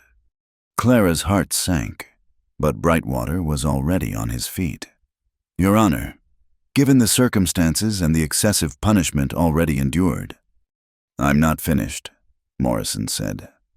Given the unusual circumstances, including the extrajudicial punishment already suffered and the more than adequate compensation paid, this court sentences Miss Morgan to time served. She is free to go. The courtroom erupted. Mrs. Grist shot to her feet, her face purple with rage. This is an outrage. You're letting an admitted thief walk free. The decision is made, Morrison said firmly, though he still looked uncomfortable. Court is adjourned. In the chaos that followed, Clara felt hands guiding her out of the courtroom. Callahan was there, his presence solid and reassuring, along with Jake and Brightwater forming a protective barrier around her. We need to leave town, Callahan said quietly. Now, before they think of something else. They moved quickly through the streets to where horses waited. Clara found herself once again on Callahan's black horse, but this time riding behind him, her arms around his waist as they left Dustwell at a gallop. It wasn't until they were miles from town, the ranch coming into view, that the group slowed to a more sustainable pace. You did well in there, Callahan said over his shoulder. Took courage to face them down like that. I was terrified, Clara admitted. Courage isn't the absence of fear. It's acting despite it. Back at the ranch, Ellie was waiting on the porch, tears of relief streaming down her face when she saw them. Thank the Lord, she breathed, enveloping Clara in a fierce hug. I've been praying all day. That evening, there was a subdued celebration. The Hands were pleased to have Clara back, but everyone understood this wasn't truly over. The Grists had been thwarted, not defeated. They'll try again, Callahan said later, as he and Clara stood on the porch watching the sunset. People like that don't accept losing well. Then I should leave, Clara said. Go far away where they can't cause you any more trouble. Callahan turned to look at her, and there was something in his expression that made her breath catch. Is that what you want to leave? The question hung between them, weighted with more than just practical concerns. Clara thought about the past days, learning to ride, feeling part of something for the first time since her mother died, the way Callahan had stood against a town for her. No, she said softly. It's not what I want. He nodded, a small smile playing at the corners of his mouth. Good, because I'd have to follow you to make sure you were safe, and that would leave Jake in charge of the ranch. We'd be bankrupt in a month. Clara laughed, surprising herself. It was the first time she'd truly laughed since before her mother's death. The sound seemed to please Callahan, who reached out and gently touched her short hair. "It's growing back," he observed. "Soon you'll look less like a shorn sheep and more like yourself again." "I don't think I'll ever be myself again," Clara said honestly. "Too much has changed." "Maybe that's not a bad thing," Callahan suggested. "Maybe who you're becoming is worth more than who you were." They stood together in comfortable silence, watching the stars begin to appear. Tomorrow would bring new challenges. The Grists wouldn't give up easily. And Clara was technically a convicted thief. Even if free, there would be consequences to face, battles to fight. But tonight, she was safe. She was valued. She was home, even if she didn't quite dare use that word yet. "Thank you," she said quietly, "for everything, for seeing me as more than just a vagrant or a thief." "You're welcome," Callahan replied, "though I should thank you too." "For what?" He was quiet for a long moment. "For reminding me that there are still things worth fighting for. I'd gotten comfortable here. Isolated, it was easier than engaging with the world's cruelties. You've reminded me that comfort isn't always the right choice." A cool breeze swept across the porch, and Clara shivered slightly, without thinking. Callahan put his arm around her shoulders, drawing her into his warmth. It was the first time he'd touched her beyond necessity, and Clara felt her heart race. "We should go in," he said after a moment, though he made no move to do so. "Ellie will have dinner ready." "In a minute," Clara said, leaning into his solid presence. "I just want to remember this feeling." "What feeling?" "Safe," she said simply. "Free, like I belong somewhere again." His arm tightened slightly around her. "You do belong here, Clara, for as long as you want."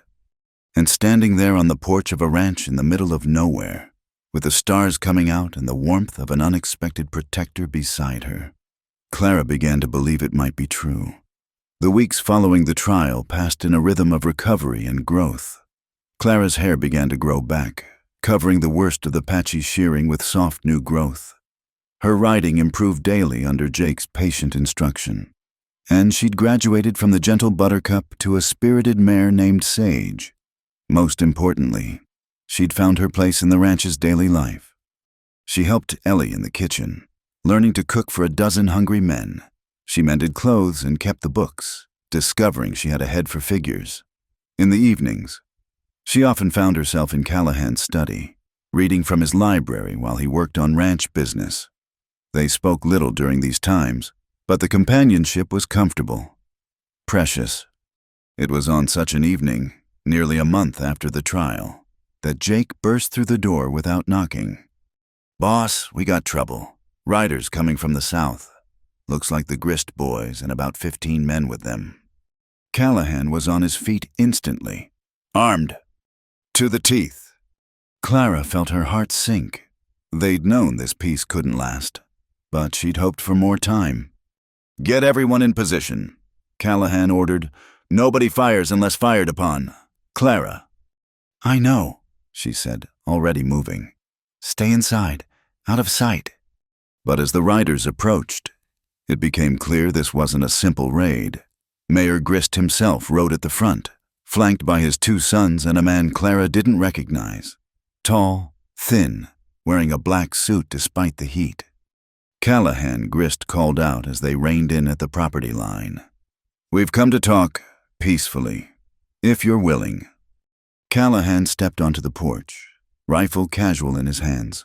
"State your business, Grist." The mayor dismounted, hands visible and away from his weapons. The thin man did the same, producing a leather portfolio from his saddlebags. "This is Mr. Josiah Fletcher," Grist announced. "He represents certain interests in the territorial capital, interests that could make life very comfortable for those who cooperate. or very difficult for those who don't. "I'm listening," Callahan said, though his stance remained wary. Fletcher stepped forward, his voice cultured and cold. "Mr. Callahan, you've built something impressive here. Prime grazing land, water rights, a profitable operation. It would be a shame to lose it all over a misunderstanding." "Is that a threat?" "It's a reality." Fletcher replied smoothly. "You see, there are questions about the legitimacy of your land grants. Paperwork that might have been filed incorrectly. Surveys that could be challenged. Unless, of course, we come to an arrangement." Clara watched from inside, her hands clenched. She knew what this was about. Her. They couldn't get to her directly, so they were targeting Callahan. "What kind of arrangement?" Callahan asked, his voice giving nothing away. Grist took over, his satisfaction barely contained. "Simple. The woman leaves. Tonight. She never returns to this territory. In exchange, your land rights remain unquestioned, and you continue to prosper." "And if she doesn't leave?" Fletcher opened his portfolio, pulling out official-looking documents. "Then I'm afraid we'll have to begin proceedings. Your eastern boundary conflicts with the old Murphy claim.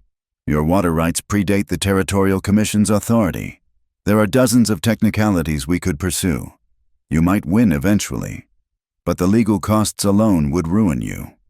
The silence stretched out, broken only by the wind and the restless movement of horses. Clara couldn't stand it. She pushed through the door, ignoring Callahan's sharp intake of breath. "I'll go," she said clearly. "I won't be the reason good people lose everything." "Clara, no," Callahan started, but she continued. "You've done more for me than anyone ever has. I won't repay that by bringing ruin to your door." She looked at Grist with undisguised contempt. "You win. I'll leave tonight." Grist's smile was triumphant. "Smart girl. You have 2 hours to pack. My men will escort you to the territorial border to ensure you keep your word." "That won't be necessary," Callahan said, his voice deadly quiet. "If she chooses to go, I'll see her safely away myself." "I think not," Fletcher interjected. "We'll need guarantees." The conversation was interrupted by the sound of approaching horses, many horses, moving fast. Everyone tensed, hands moving toward weapons, as a dust cloud appeared on the northern road. "Were you expecting company?" Callahan, Grist demanded. "No," Callahan replied, equally puzzled. The riders came into view, 20 or more, led by a familiar figure, Marcus Brightwater, but not as they'd seen him before. Gone was the city suit, replaced by trail clothes and a purposeful air. Behind him rode men Clara didn't recognize, all wearing badges. "Federal marshals," Jake breathed. "What in the hell?" Brightwater reined in between the two groups, his men fanning out in practiced formation. "Gentlemen," he said pleasantly, "I hope we're not interrupting anything unfortunate." "This is a private matter," Fletcher said. "Recovering first. No federal concern here." "Actually, there is." Brightwater produced a document from his coat. "Mr. Josiah Fletcher, you're under arrest for corruption, attempted extortion, and conspiracy to defraud the federal government of land holdings." Fletcher went white. "This is preposterous. I'm a respected attorney." "Who's been selling false land challenges to the highest bidder?" Brightwater continued. "We've been tracking your activities for months. Your mistake was sending those telegrams about Miss Morgan from Denver. Federal mail fraud. Mr. Fletcher. That brought you to our attention." Two marshals dismounted and moved toward Fletcher, who looked around wildly for support. Grist backed away, suddenly eager to distance himself.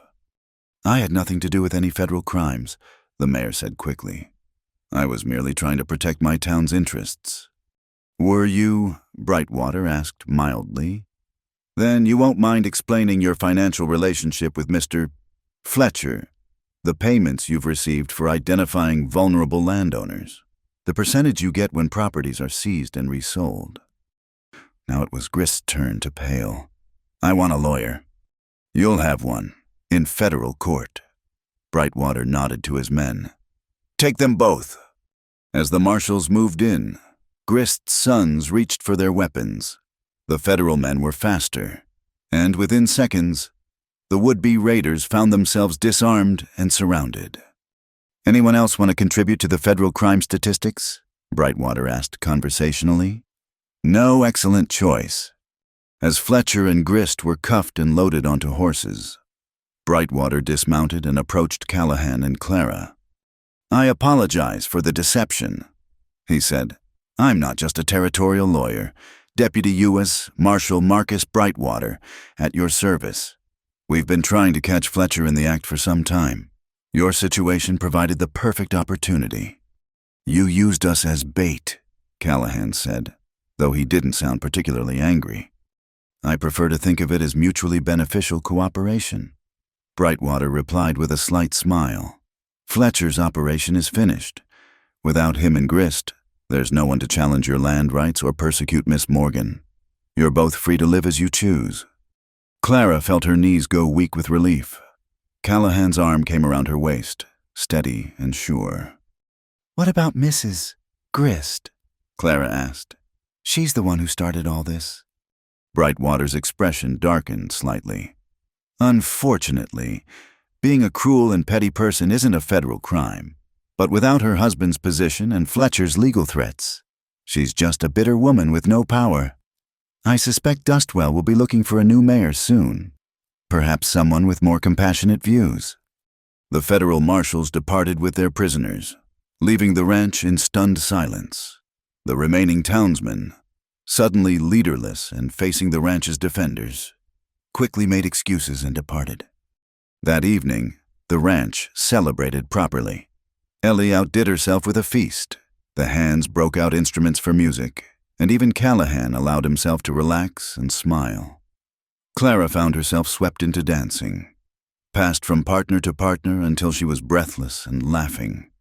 Later, as the celebration wound down, she found Callahan standing alone by the corral, watching the horses in the moonlight. You were going to let me go, she said softly, even though it would have meant fighting them in court, losing everything. He didn't deny it. Your freedom matters more than land. Why? The question she'd asked before, but now with deeper meaning. He turned to face her fully, and in the moonlight she could see the vulnerability in his eyes. Because somewhere between pulling you off that post and watching you learn to ride, you became essential to me. This ranch, the land, it's just dirt and grass without people who matter to fill it. Clara's heart was pounding. Rhett? I know you might not feel the same, he continued quickly. You've been dependent on my protection, and I'd never want you to feel obligated. She silenced him by stepping close and placing her hand on his cheek. I stopped feeling obligated weeks ago. What I feel now has nothing to do with gratitude and everything to do with the man who sees me as more than my circumstances. He covered her hand with his, then, slowly, giving her time to pull away, leaned down and kissed her. It was gentle, careful, but Clara could feel the restrained passion beneath. When they parted, both were breathless. Stay, he said simply. Not because you have nowhere else to go, but because this is where you want to be. Yes? Clara replied, no hesitation in her voice. Yes, I'll stay. They stood together in the moonlight, arms around each other, no longer hiding from feelings that had been building since that day in the town square. The future stretched before them, not without challenges, but full of possibility. Your hair's getting longer, Rhett observed, running his fingers through the short strands. Soon, no one will even remember what they tried to do to you. I'll remember, Clara said. But not with shame. They tried to break me and failed. They tried to make me less than human, and instead I found my humanity reflected in the kindness of others. Let them be forgotten. I have better things to fill my mind with now. Such as, she smiled up at him, learning to run a ranch, building a life with a man who values courage over convention. maybe even helping other women who find themselves where I was. Ellie mentioned the church in Fort Larimer runs a shelter for women in need. I thought I might volunteer there, help them find work, dignity, hope. Turning your pain into purpose. Rhett said approvingly, "My mother would have liked that. Would have liked you." They walked back to the house hand in hand, no longer employer and refugee, but partners choosing to face whatever came together. Inside, Ellie was banking the fires, humming contentedly. "About time," she said, seeing their joined hands. "I was starting to think I'd have to lock you two in a room together to get you to admit what everyone else could see." Clara blushed, but Rhett just laughed. "We got there eventually. Ellie." "Indeed you did.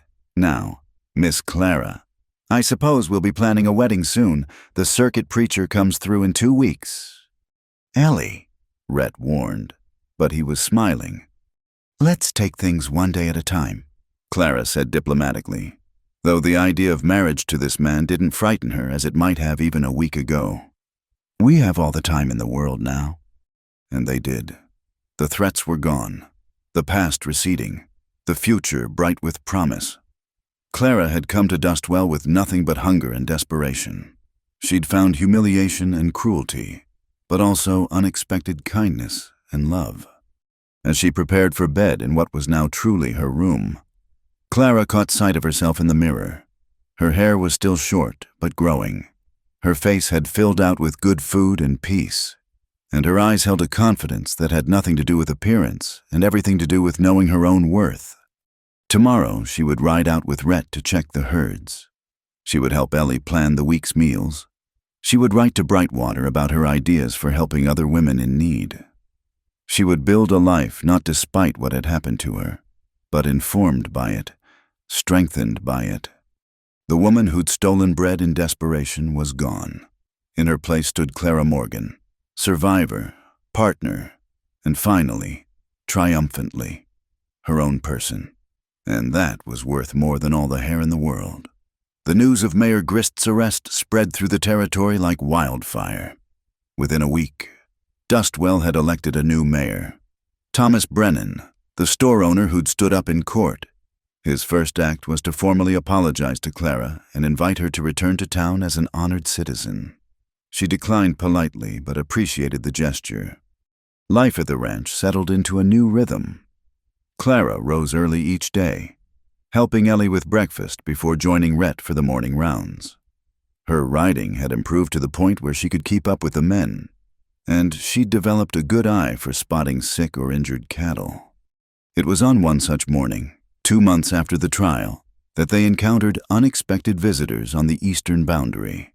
3 women on a rickety wagon, one driving while the other 2 huddled in the back with what appeared to be all their worldly possessions. "Morning!" Rhett called out, riding closer. "You folks lost?" The woman driving, thin, weathered, with worry lines etched deep, looked at them warily. "No, sir, just passing through, hoping to make Fort Larimer by nightfall." Clara studied the women more closely. Their clothes were clean but patched, their faces gaunt with a particular hollow look of extended hunger. One of the women in the back held a small child, maybe 3 years old. "That's a hard day's travel from here," Clara said gently. "Your horse looks tired already." The driver's jaw tightened. "We'll manage, always do." Something in her defensive tone resonated with Clara. She glanced at Rhett, who nodded slightly. He'd noticed it too. "Why don't you rest a spell at the ranch?" Rhett offered. "Water your horse. Get some food. Fort Larimer will still be there tomorrow." "We don't take charity," the driver said quickly. "Not charity," Clara interjected. "Just neighbors helping neighbors. That's how it works out here." The women exchanged glances, and Clara could see the war between pride and desperation. Finally, the child in the back whimpered softly, and that decided it. "Just for a few hours," the driver conceded, "to rest the horse." At the ranch, the truth came out slowly. The women were sisters. Sarah, Ruth, and Mary Hutchins, recently widowed when a fever swept through their small mining town, unable to pay rent without their husband's wages. They'd been evicted. Fort Larimer was a hope, not a plan. They'd heard there might be work there. "What kind of work?" Ellie asked, setting plates of stew before them. Sarah, the eldest and the wagon driver, shrugged. "Washing, sewing, cooking, whatever honest work we can find." Clara caught Ellie's eye, and the same thought passed between them. The ranch had been talking about hiring more help as it expanded. These women were exactly what they needed. "Can you handle ranch cooking?" Clara asked. "Ellie's been saying she needs assistance. We're feeding nearly 20 men most days."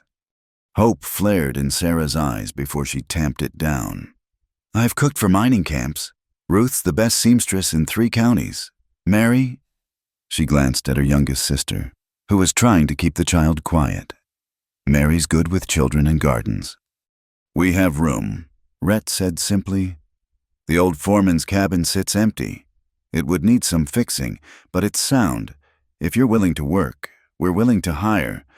Ruth, the middle sister, spoke for the first time. "Why would you do this? You don't know us." Clara smiled softly. "Because someone once took a chance on me when I had nothing but the clothes on my back.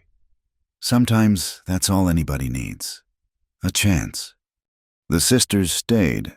Within a week, they'd transformed the old cabin into a cozy home. Sarah proved to be a godsend in the kitchen, allowing Ellie to focus on household management. Ruth's skill with needle and thread kept the ranch hands looking respectable. Mary started a vegetable garden that promised to cut their supply costs significantly. And the child, little Emma, brought unexpected joy to the ranch. The tough cowboys turned soft around her, carving wooden toys and teaching her to whistle. Even Rhett, who claimed to know nothing about children, could often be found giving her rides on his shoulders. One evening, as Clara helped Sarah with the dishes, the older woman spoke quietly. "I know what you did in town, what they did to you. Ruth heard about it in the mining camp." Clara's hand stilled on the plate she was washing. "That was a different time." "Was it?" Sarah asked. "Seems to me it was just yesterday you were where we were, desperate, hungry, nowhere to turn." She paused, then added, "You could have become bitter, closed off. Instead, you saw us on that road and recognized something familiar." "Rhett deserves the credit. It's his ranch." Sarah smiled knowingly. "Maybe, but I saw your face when you looked at us. You knew exactly what we were running from, what we were afraid of. That kind of understanding doesn't come from sympathy. It comes from experience." That night, Clara recounted the conversation to Rhett as they sat on the porch, their evening ritual. "She's right, you know," he said thoughtfully. "You've changed since that day in Dustwell, grown stronger, but also more open. It's remarkable." "I had good teachers," Clara replied, leaning against his shoulder. "You, Ellie, Jake, you all showed me that strength doesn't mean hardness." "Speaking of Jake," Rhett said with a slight smile, "he mentioned something interesting today. Apparently, he's been walking out with Ruth Hutchins." Clara sat up, delighted. "Really, oh, that's wonderful. Ruth deserves happiness after everything she's been through." "Seems the ranch is becoming quite the haven for second chances," Rhett observed. "First you, now the Hutchins sisters. Jake's even talking about fixing up another old cabin. Does that bother you, your ranch becoming a refuge?" Rhett was quiet for a moment, considering. "No, it feels right. This land has been good to me. Sharing that goodness, maybe that's what it's really for." A comfortable silence fell between them, broken only by the distant lowing of cattle and the chirp of crickets. Finally, Rhett spoke again. "Clara, I've been thinking about what comes next, for us." Her heart skipped, but she kept her voice steady. "Oh." "The circuit preacher comes through next week. I know Ellie mentioned it before, and we said we'd take things slowly, but..." He turned to face her fully. "I don't want to wait anymore. I want you to be my wife." Officially, to have a say in the ranch decisions, to be protected legally if anything happens to me. But mostly, I just want the world to know that you chose me, and I chose you. Clara felt tears prick her eyes. Rhett Callahan, are you proposing to me? I suppose I am, he said with a crooked smile, though I'm doing a poor job of it. Should I get down on one knee? Don't you dare! Clara laughed through her tears. This is perfect. And yes, I'll marry you. He kissed her then, deep and sure, sealing the promise between them. The week flew by in preparations. The Hutchins sisters threw themselves into the planning with enthusiasm, transforming the main house with wildflowers and ribbons. Word spread somehow. It always did in ranch country. And by the day of the ceremony, it seemed half the territory had shown up.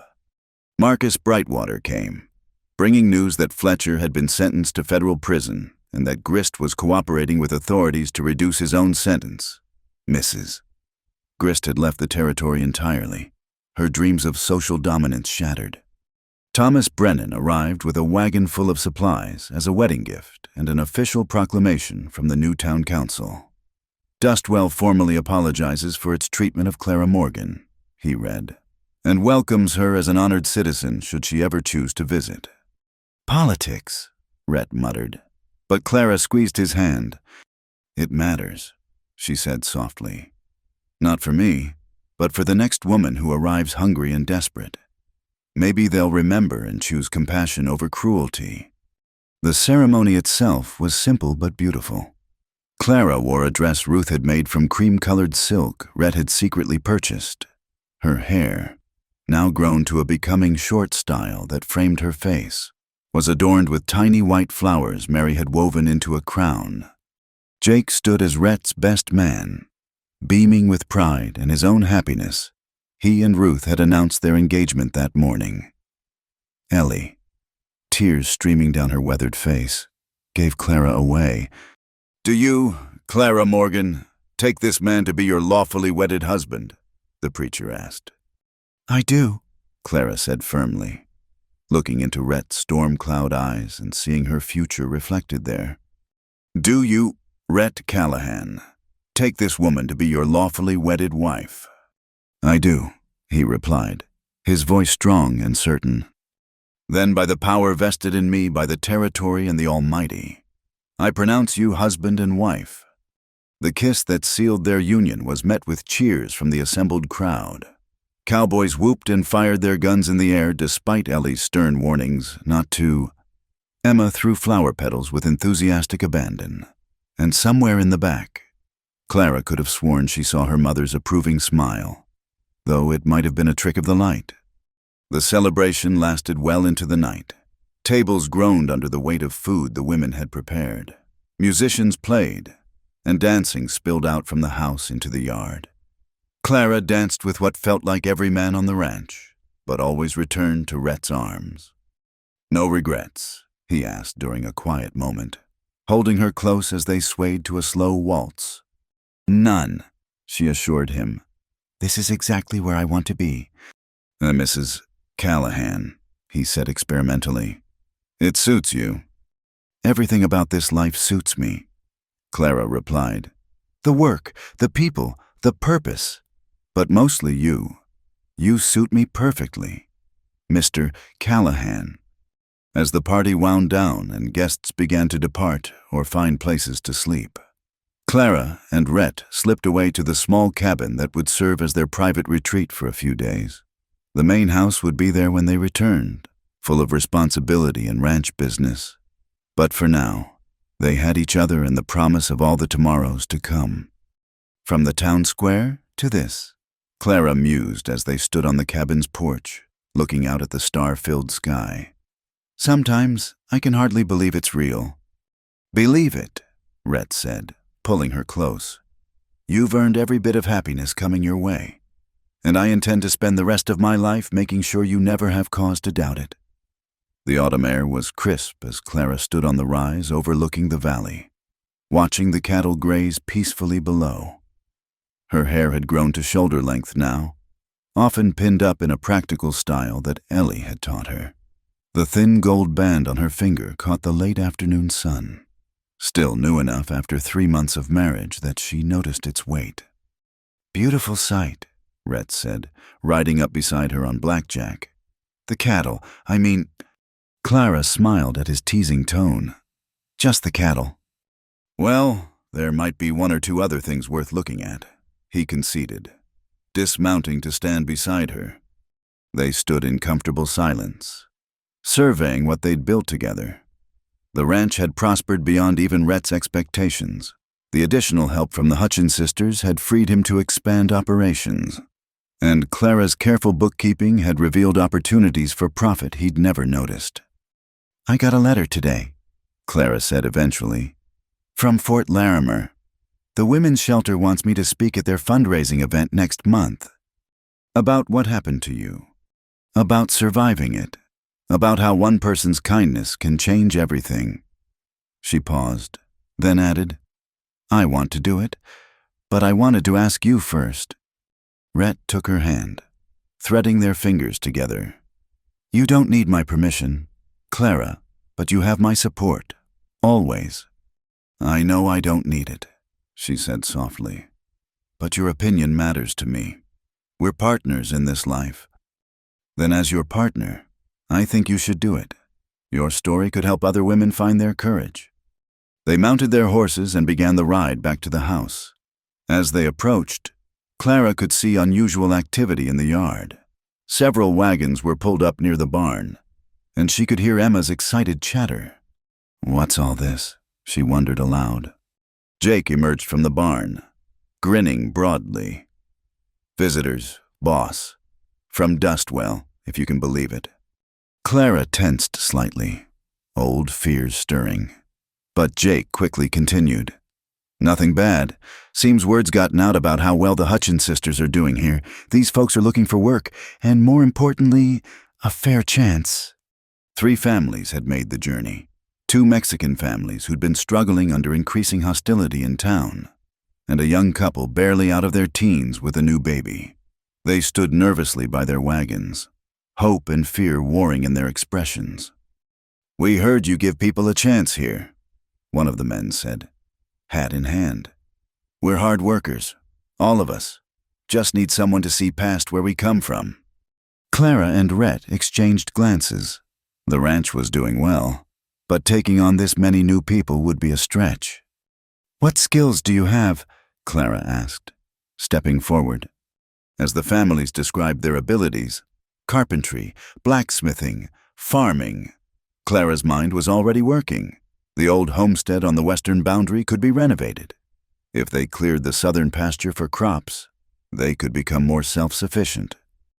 "Clara's got that look," Ellie murmured to Rhett. "The one that means she's planning something big." Indeed, within an hour, Clara had outlined a plan that would transform the ranch into something more like a small community. The families would have work and homes. The ranch would benefit from their skills. Everyone would prosper together. "It's ambitious," Rhett said later, as they went over the plans in his study. "We'd be taking on a lot of responsibility. We've been given so much." Clara replied, "The land, each other, a second chance when I needed it most. Shouldn't we share that when we can?" He smiled at her passion. "You know I can't refuse you when you look at me like that." "I'm not asking you to refuse me. I'm asking you to dream bigger with me." And so they did. Over the following weeks, the transformation began.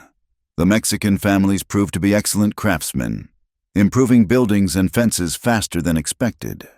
The young couple took charge of the expanded garden, their baby sleeping peacefully in a basket while they worked. Jake and Ruth's wedding took place on a perfect October day, with the whole extended ranch community in attendance.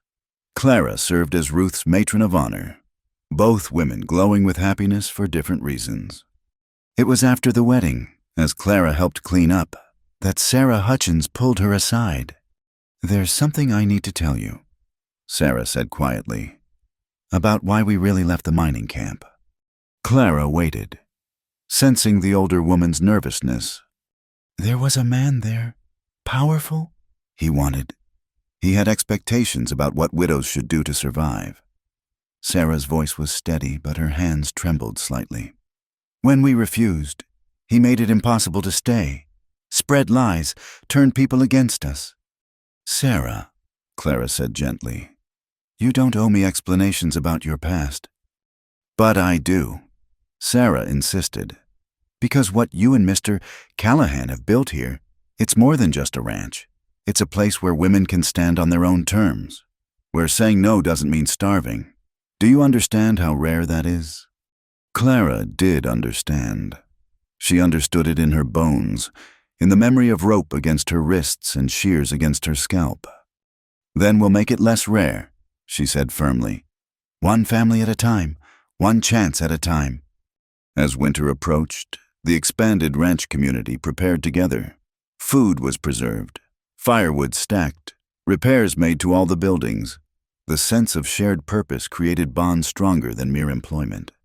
One evening, as snow began to fall softly outside, Clara found herself in the main room surrounded by the extended ranch family. Emma was learning her letters, carefully copying what Mary showed her. The men discussed plans for spring planting.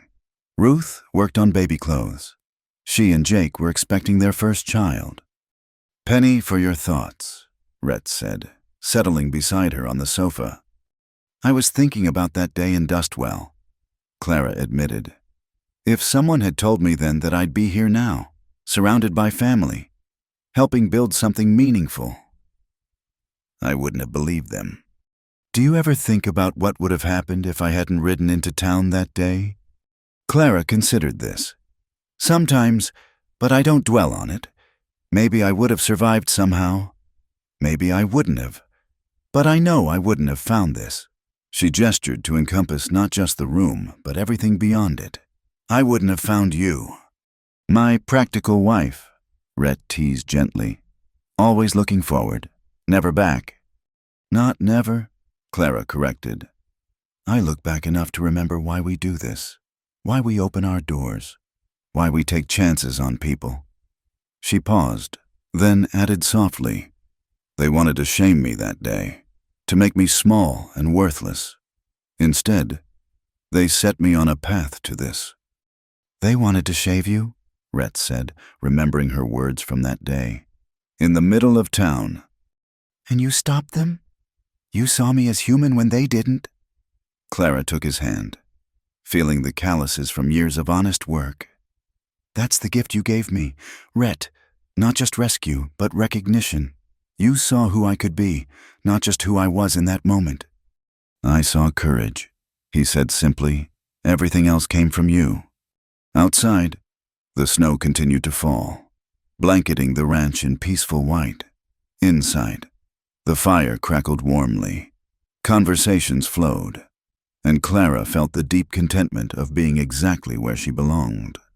Later that night, as they prepared for bed, Clara stood at the window watching the snow.